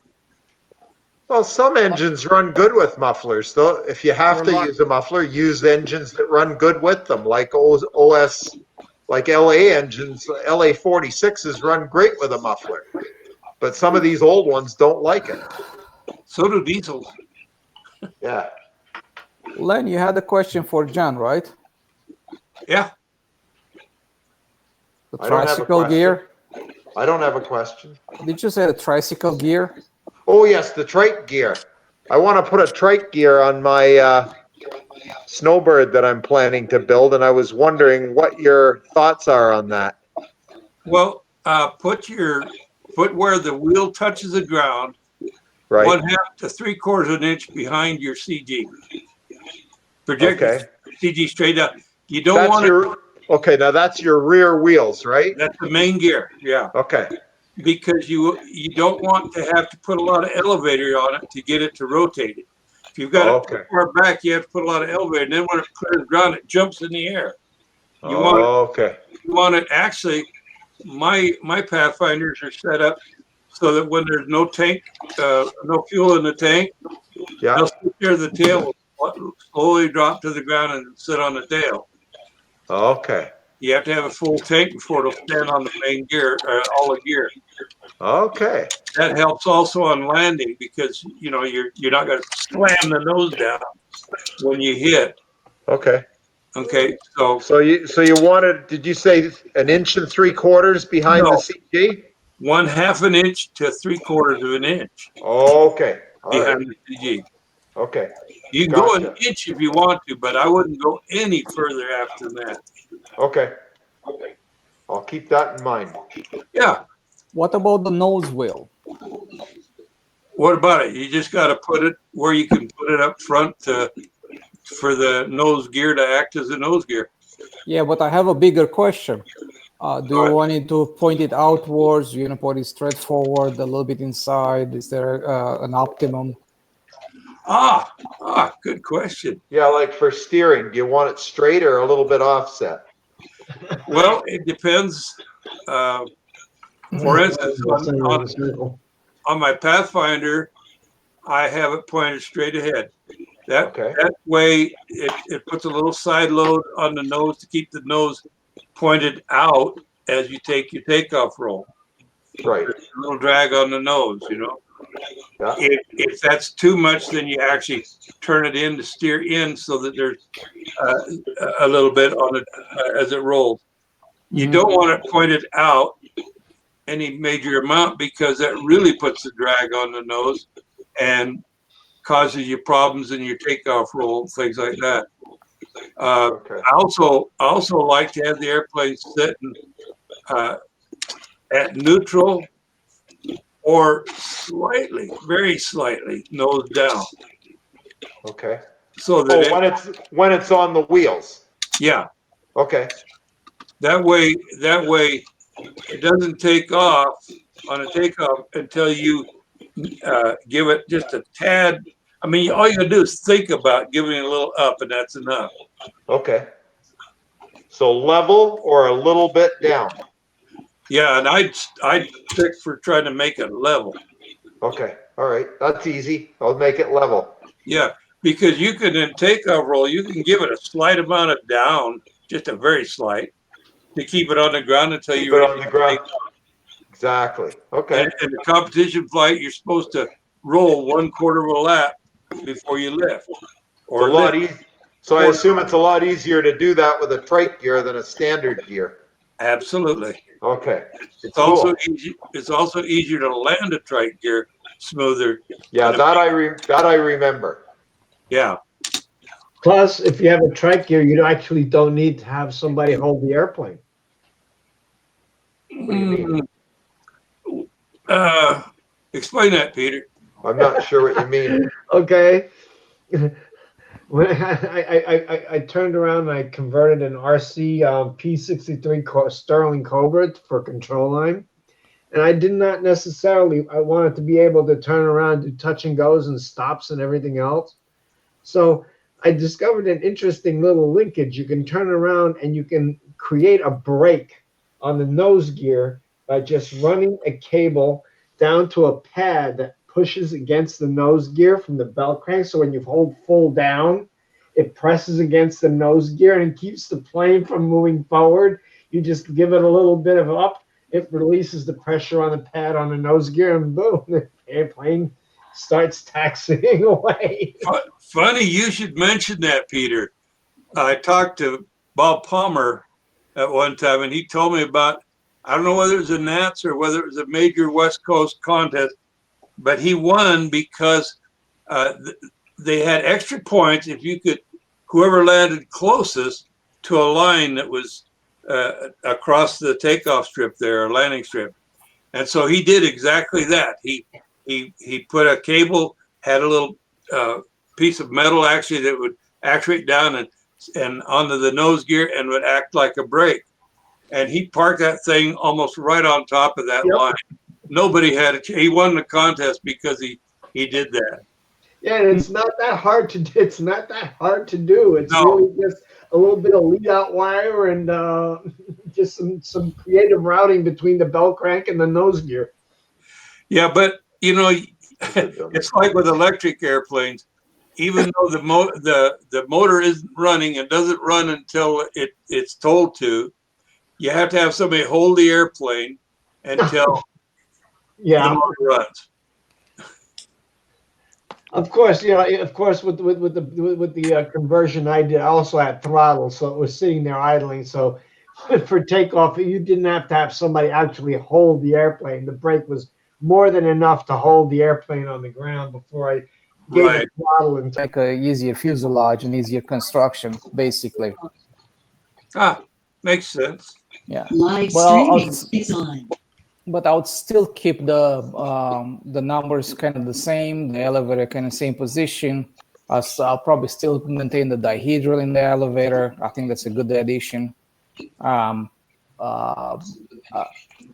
because this plane just flies so well, as is, and I don't see any reason for which to make major changes to it, unless it's to make it easier to build. Have you considered a slight amount of dihedral in the wing? No. You got a pretty well centered on mass and on your lead outs? Yes. Okay. Yeah. No need for dihedral then. Yeah, the plane is very well centered. Even the lateral center of pressure, it's about 1/16 of an inch above the center line of the wing. So aerodynamically, it's balanced even from the side pressure. I don't see anything I would like to change other than make it easier to build. Well, you got a good thing going there, so why change a whole lot, Yeah. If you watch this video, you're gonna probably watch it like in almost its prime, right? Because it flies very good right now, but I made it fly even better. Excellent. Because after I did the videos, I start to think about certain things, and I start to tweak some settings in it. In particular, the lead out position, and it got better after that. Did you move them back or forward? Forward a little bit. Forward, yeah. Yeah. How'd that affect your line tension? The down is the same, but up I gain a lot more on top. Okay. So it's a lot much tighter on the lines. But Excellent. I'm still flying at about 5.5 second lap time. Yeah, that's good speed. That's lazy. That's lovely speed. I like it about that speed. I try to shoot between 5.3 and 5.5 myself. Yeah. I think if I move my battery forward, I'm gonna get even more line tension, and with tweaking the lead outs, I can probably slow it down some. But I think it's good as is. I just don't need it. Last year at the Nats, when the wind was howling on Friday, he was flying just fine at 5.5. So I'm afraid maybe if I go slower than that, when the wind starts to blow, it might give me some issues. Yeah. Yeah. But in 15 miles per hour winds, 12 to 15, not a problem. When I went to the Nats in Tri-Cities, we had a guy there flying in advanced class, same class I was flying in, and he was flying an SV11 at over 6 seconds. And I'm not sure I'm buying that. Oh, damn. Oh, yeah. I'm not sure I'm buying that. He did. I watched it. I timed it. Yeah. Look out. Fly that slow in New York.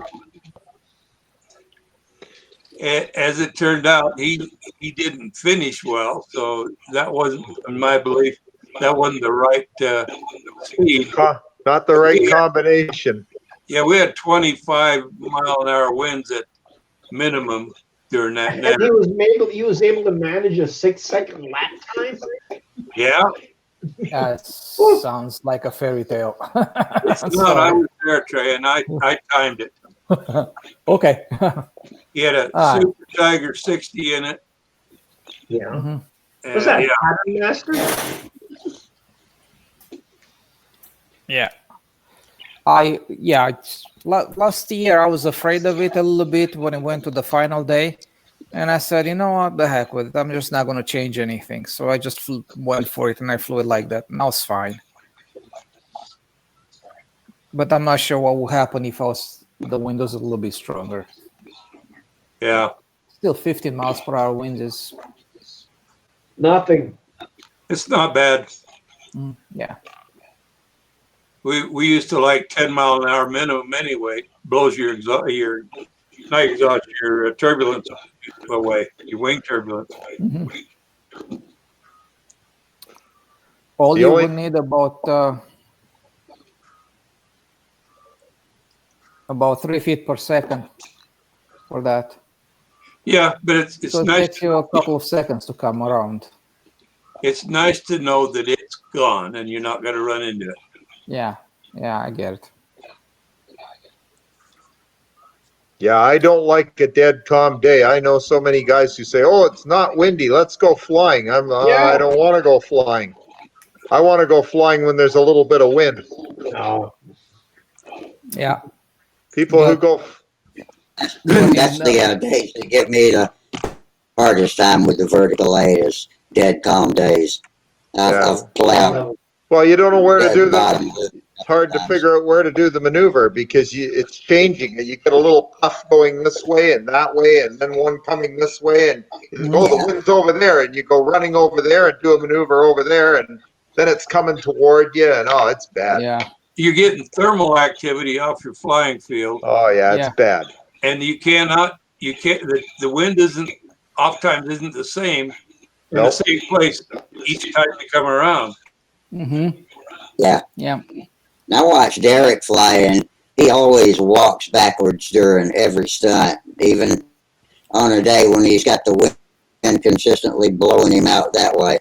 If you can do it and do it consistently, all the more power to you. Mm-hmm. He can do it consistently. I struggle trying to do the walk and fly at the same time. I do it, but I have trouble doing it well. How are you doing on walking and chewing gum, Len? I don't walking chew and gum. flying control line playing's probably harder. I don't chew gum, but the trouble is, you walk back when you're doing your maneuvers. Some people do. I don't. I do in calm areas. Yeah, I step back a little bit. I walk a little circle. Yeah. So I guess in a way that is walking backwards. Doing a little circle. Yeah, it is. Yeah. I had a plane that was kind of loose on a triangle on the top. So I just pull the first corner as it climbs up. Just before I turn, I will take a step back as I turn the plane at the same time. Just synchronize my walking with the turn. Bam! So I get a little extra line tension to pull it around. Nope. I asked Fitzgerald once how to do the hourglass in a strong wind, and his advice to me was fly a little faster, and when you're getting ready to quarter of the way before you make your first turn, you kind of step back and whip it that first turn. And he said you want all the speed you can get, because when you're going up, you're going into the wind, you're going to slow down. Yeah, and this is exactly why. And now you're going to be speeding up, going down. Yeah, and that's exactly why I'm thinking that the plane with a thinner airfoil it's beneficial in those conditions. Yeah, because you better master high aspect ratio. No, a thinner foil. I'm talking, not high aspect ratio. Thinner foil.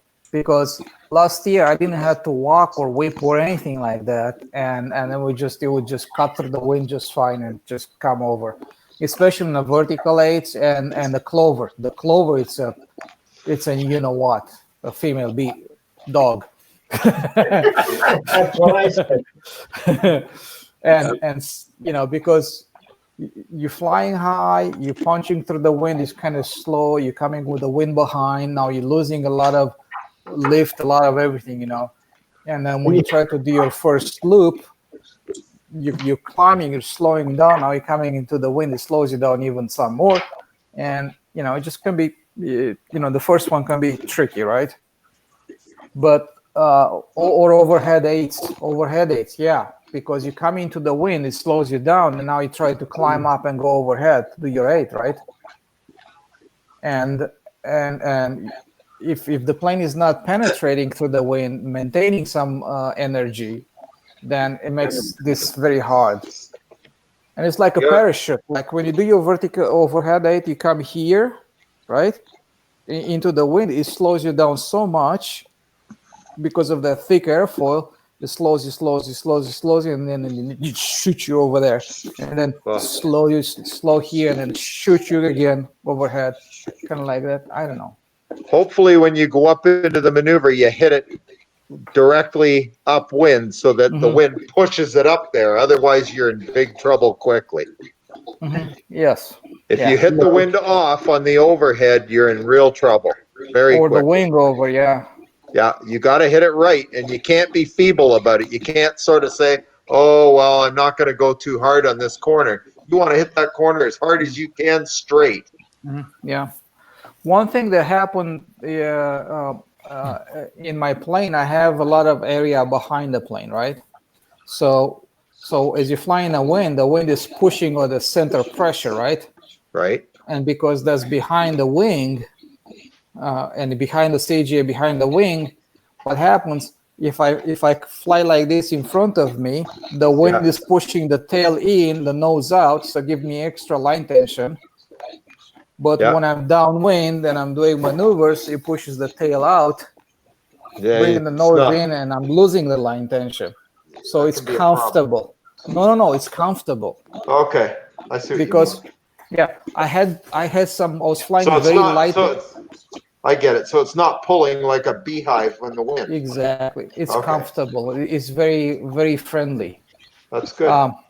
What happened is even Samantha, when Samantha was flying it at the Nats last year, it's one of the heavier planes that she flew before, but she was very comfortable with it because it wasn't pulling her hard.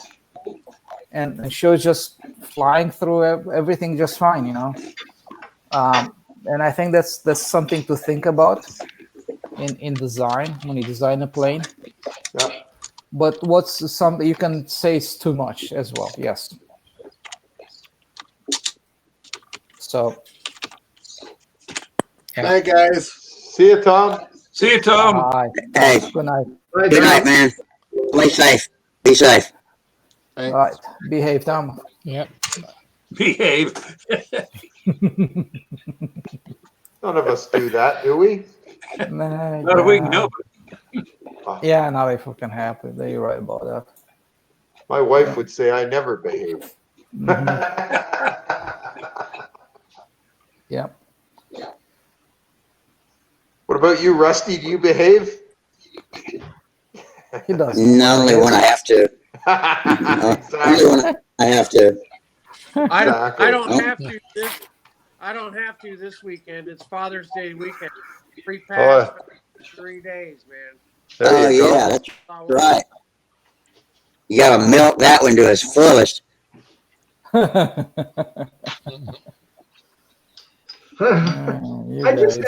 just asked a question: is nobody makes lightweight mufflers anymore? We got off on this whole tangent about I don't even know what. Well, Peter, what kind of mufflers do you like? You want a light one, you can get a tongue muffler.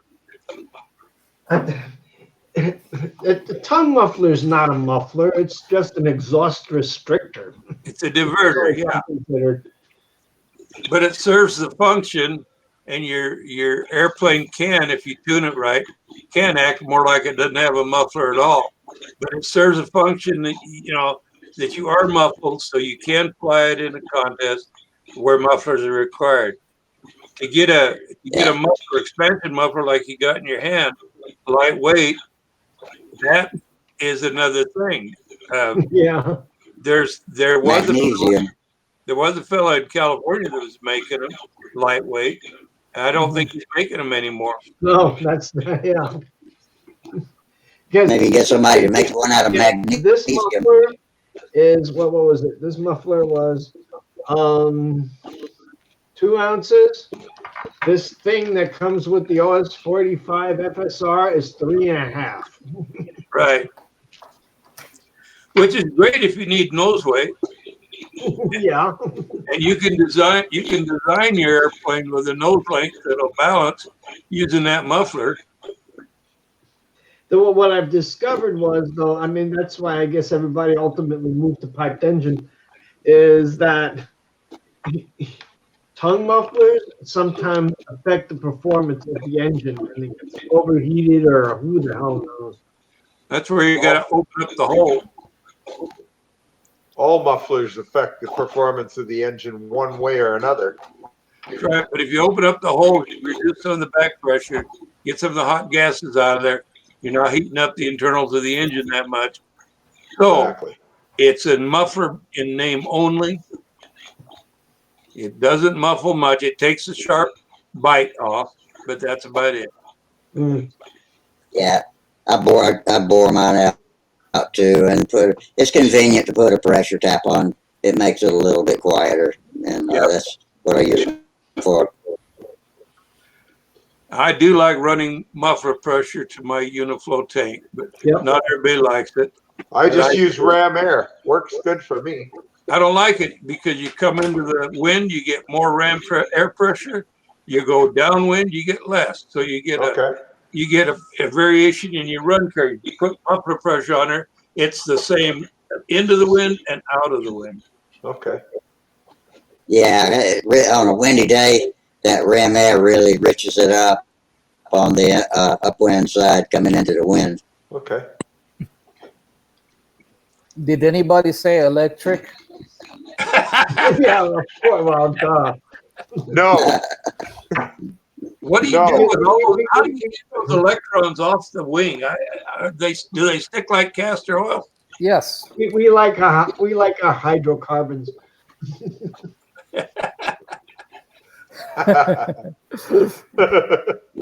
Electric is going to be the way we'll all be flying in 20 years. Electric is the future of all-time stunt.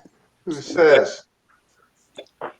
But there will also always be holdouts. I will probably never fly electric in a classic airplane. That's also true. That is also true. And a nostalgia airplane will probably always have an IC engine. But a modern stunt ship, modern era stunt ship, I can see electric being the best of the best. I 100% agree with you on your vision. Well, let me know when they don't allow IC engines in stunt anymore, and I won't be around. There you go. Exactly. Hey, man, you and I like the same engine. Well, okay. And ultimately, if you're just going out to the field to have fun, who the heck wants to carry a half a dozen batteries? You want to make 6 flights in, and you don't want to wait. That's not the point. That's not the point. That's not the point. Because if you're carrying a half a dozen batteries, I got to be honest, it's a lot lighter than a jug of fuel and a great big bloody toolbox. That's for sure. My toolbox for electric is a little box that's maybe 5 inches wide, 4 inches or 6 or 8 inches long, and about 3 or 4 inches deep. That's my whole toolbox for electric. I have no criticism of electric. I have no criticism of electric at all. I think it works great. I don't have any problem with it. It just doesn't work for me right now. You just like the sound of the engine. I know. That's what I like. Stalkers. I like to play with them. I'll probably always run stalkers on classic and nostalgia airplanes because I like the sound. I like, That's right. But it isn't that because my support equipment is lighter. It's not. That's right. Yeah, it's not lighter and it's not less to carry. I'll tell you that. Not ever. What was you saying, Mike? When I go to saying, is the last guys that will be flying internal combustion engines will be combat guys. We will be flying IC engines because there's no way to fly combat with electrics. Yes, I agree with that. Yeah. Can't do it. Can't do it. With 100%. the crashes, will be blowing up and fire everywhere. So the combat guys will still be going for engines long when everybody else is doing electric on their control arm planes. But Mike, I hope the combat guys are starting to store away or stash away IC engines because when it gets down to the point where about the only guys are certain speed guys and certain combat flyers are flying IC. They'll probably stop making the darn things. They don't have enough market. I wouldn't be surprised if that's going to happen. John, that's why I have 15 speed limit motors and 15 25 size motors and 7 Nelsons and pistons and liners and you know what's going to happen. Hoarders, man. I got enough stuff to keep my stuff going for the rest of my life. Me too. Probably a good part of Sam's life, you too. know. Yeah. Well, there you go. Speaking of toolboxes and flight boxes for electric, all I have is 3 batteries right now. That's right. And when I go to the flying field, I set up a charging station. I run one battery, then I change it to the next one. I take the battery, I put it on a charging station, I get it started. I walk back to the plane, and I put my flight. How do you set up a charging station? Plug it into the wall. What wall? Going on his car. Almost all flying fields have power to them. At the net, you have lots of power. Yeah, his flying field have power outlets. Now, it doesn't matter where I go, I find a power outlet nearby. Or if I don't, I just hook it to the battery, and I'm fine. He's taking a flying luxury. I have to go out into a swamp to find places to fly. I mean, come on. But you've got a car you drove there with, and it's got a battery. Yeah. Yeah. I can't get the car anywhere near where I can fly. How close can you get it? All right. This conversation has been had so many times. It's really getting futile. So yeah. Fun, Rusty. It's fun. I want to add one thing. I just want to add one thing on the electric. I said I would go kick screaming into the electric world, and I've done it with a few RC planes recently. But Sam and I have got into RC cars, and we're going racing tomorrow. This right there in that spot in this lipo safe right here. Jesus, a lot of batteries. That's 12 lipo batteries for RC cars, right? $50 a pop. There's $600 worth of batteries in this bag right now. And that's what we need to go run our RC cars for an afternoon. Because you don't want to be charging when you're out there. You want to race for 3 hours, you know? You want to race for 3 hours. So, and there's 2 of us, so there's 2 cars, and we each have 6 batteries. But that's $600 worth of batteries. Okay. But if you think about a gallon of RC, how much fuel would we burn or whatever? I don't know. To me, electric is expensive. It's just expensive. Yes. And I had to buy a $200 charger so that I could charge 4 batteries at a time, not just one at a time. Of course, I'm doing this for two people, not just one person. Yeah. So, but I see the attraction. We go race these cars. We run these cars all day. I don't have to clean any slime off them. I don't have to do any engine tuning on these cars because they're not nitro. You know, plug and play, go race them. Yeah. I get both sides of the equation. I really do. I see both sides of the equation. But just getting into electric stuff, it's you know, these are just 2S batteries. They're not even 4S or 5S batteries that you need to fly control line planes with. Mike? My batteries so, are. I get it. Yeah. I get all of it. I understand it and I get it. Yeah. But I don't think for control line I am looking to go electric. No. I see the benefit in the cars that we're running, and I definitely see the benefit in the RC planes that we're flying. You know, the remote control planes, because we can fly them right here neighborhood. We fly in our back, but as far as control line, I'm going to stay nitro as long as I can. I'll be an IC guy as long as I can. Mike, Yeah. one of the things I agree with what you're saying, but I do have to add in as caveat is that when you're flying IC and you go to a contest that's 1,000 or 1,200 or 1,500 or 2,000 feet higher in altitude than where you're at, you have to readjust everything. You have to find a new needle setting. All that. If you start out high and you go lower, you got to do the same thing. If the temperature is warmer, you got to do the same thing. If the temperature is colder, you got to do the same thing. All of these adjustments have to be made. All these adjustments have to be made for you to get reliability or repeatability on your runs with an IC. With electric, you plug and go. Now we No, you don't. You still have to. You still have to count for get the that. propeller. I get that, John. I understand that completely, John. But at the same time, isn't that kind of why we do what we do with IC motors? Part of the fun is figuring it out when you get there. That is true. And Peter's Trying to be the comment best about that day. Get your stuff right. Get it running right. that's true. And Peter's comment about the propeller is cogent. It is a fact. But that only leaves you one thing to have to play with. Now, on the other side of the coin, the expense of going electric is mentioned. Believe me, I'm a dyed-in-the-wool IC guy, but I'm slowly going electric.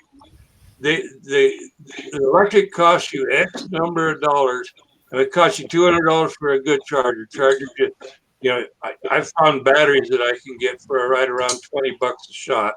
So that 4 of those is going to be $80. So I'm up to $280. Your timer, your ECS, all of that costs you money. But then you compare it. We've already been collecting stuff ESC. for IC power. So, but you gotta have how many gallons of fuel, and how much do they cost now? You have to have the various equipment that we've collected over the years. You start adding all of that up, and you'll find that electric compares pretty good with IC, especially once you get everything. Your cost like it falls over a cliff because your costs go down because you've got the equipment. Just like with your IC, your costs are down because you already put out the money for the equipment that you needed. Most of the stuff, like look at the planes that say Len flies, and even Mike, and most of us, we use what, PA engines, those PA 60s or Stalkers or whatever. They're all over $300. At least, all of them are for over $250, $300. Right. And for the $300, I mean, if you compare it to electric, my engine cost me like I think it's $45 now at best. Yeah, but hold on. If I were to go and fly electric starting tomorrow, that means all the stuff I already have, I'm going to get I'm going to get pennies on the dollar for it if I try to sell it. And all of a sudden I'm saying, well, that's no good. Now I'm going to go do electric. So now I'm not saying tomorrow, but Len, say you want to plan. Any day, try it any day. I've now spent double the amount of money because now I've got all my IC stuff and I've got all the electric new stuff. I don't want to do that. Yeah, well, there are one-time purchases. No, it's two-time. It's not. No, it's two-time because I spent one time buying all my IC stuff. Now I'm going to spend another one time buying all the electric stuff. That's why I don't want to do it. Exactly. You see this motor here? It's an OS 35 Max. It was bought 40 years ago. It's as good today as it was 40 years ago. I don't have to get an electric motor to replace this. I can turn around, put fuel in it, and fly it tomorrow.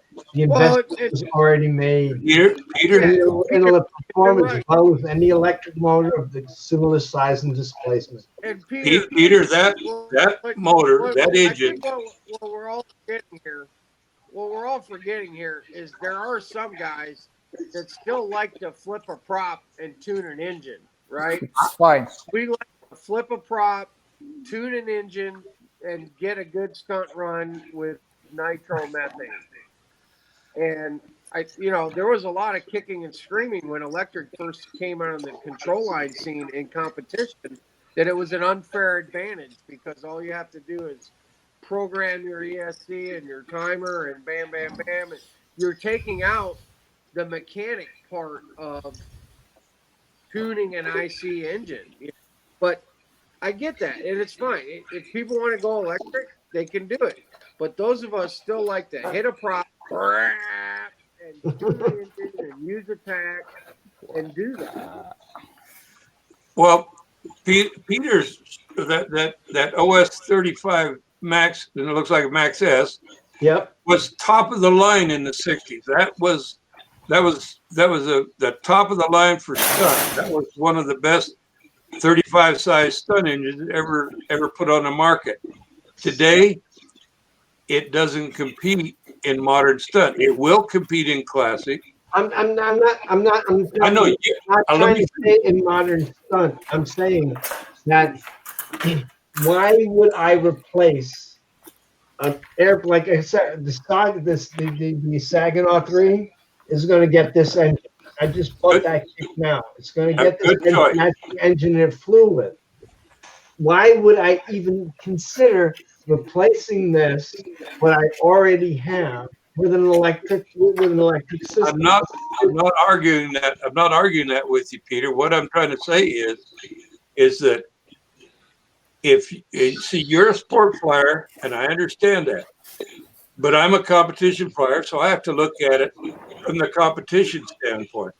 In my estimation, that'll be fine for the Saginaw. It'd be fine because that's period correct for the Saginaw.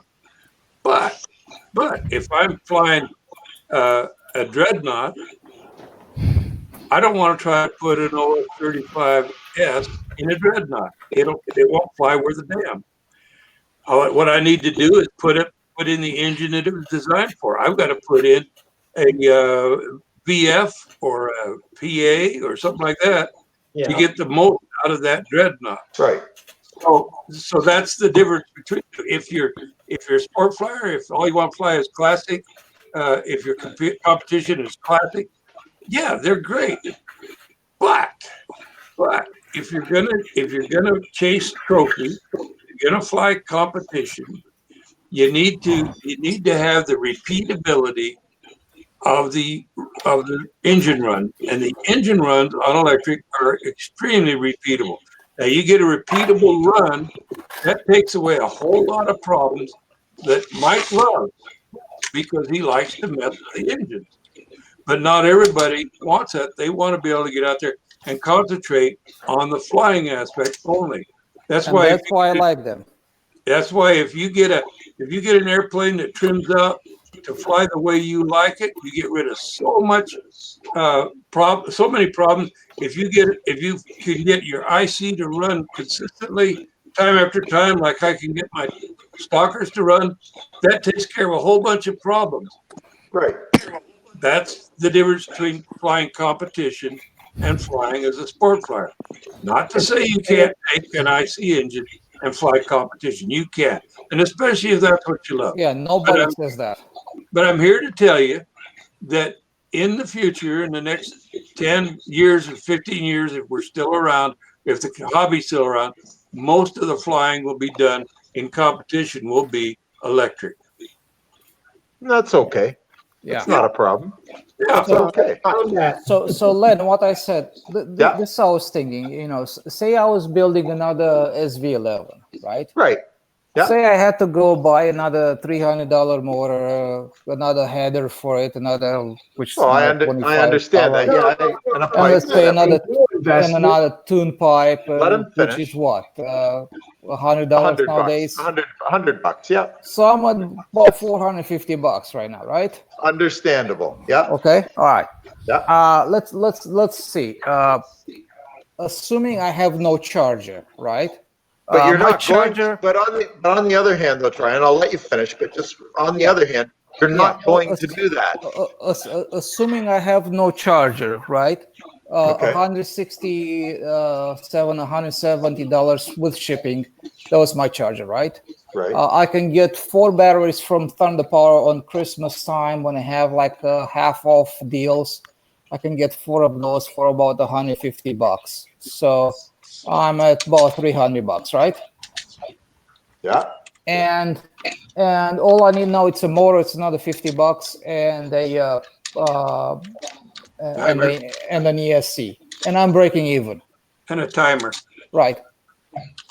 And all the parts and pieces and wires and harnesses to No, hook it all up. No, that's all we need. And different types of motor mounts and stuff to put it in the airplane. I get Not it. true. Not really true, because most of the motors, electric motors, have the same ball pattern. Okay, switches and stuff. You need that. Yeah. Okay. Switches But yeah, I comes get with it. the ESC. Switches comes with the ESC. Big deal. Okay. I have Motor mount a comes bag with full of switches for $15. 20 Okay. of them. The motor mount comes with the motor. Yeah. Okay. Yeah. So No, it's pretty true. You know, that's all it's like. But on the next time around, you don't need to buy a charger. You don't need to buy batteries if the same size, same shape, similar size plane. So you can reuse the batteries. So all you have to do is just another motor and an ESC. You're back in business. Right. So Rusty, are we still live streaming? Or are we? We are live streaming, but you know, like, I was gonna. You, As soon as I can get a word in edgewise, I was going to cut the tubers off. Yeah, Lynn, I'm with you, brother. Oh, I agree. I'm not criticizing electric. It just isn't for me right now. Understandable. Mike, wait a minute. What's Mike trying to tell me? What are you saying? I was just going to say, for the purists in control line stunt, it should be the way it's always been, which is burning nitromethane. And all power to you. All power to you. It's the things we do, the things that we love always, right? Exactly. And if you love that, it's not a problem. I mean, just, exactly. You know, yeah. You have to say though, for the purist, we should be flying old time stunt. Ooh. It just depends on how pure you want to be. Just, flipping a prop. Nice. Flipping a prop with a glow engine. And I'm just going to leave it Yeah. there. A glow engine with a glow plug that runs on nitro and methanol and caster. And you got to hit it to start it instead of pushing the button. That's all. It's a slippery slope, isn't it? Hey, as long as we're having fun, that's all that matters. Yeah, we're enjoying exactly. it. We're not criticizing each other. We're just having fun. Yeah, that's right. You know what? Do you know? Okay, Rusty wants to talk. Go, I'm gonna. I just want to say good night to the YouTubers because I'm gonna have to get off of here pretty soon. So, all you guys, thanks for coming in. Had a good crowd on YouTube tonight. Steve Minshell, this is his second or third visit. He's had good conversation with us on the tube side the other night, and so thanks all you guys, and we will see y'all later. So till next week on Monday, fair winds, tight lines, and everybody take it easy. See ya. Ending stream.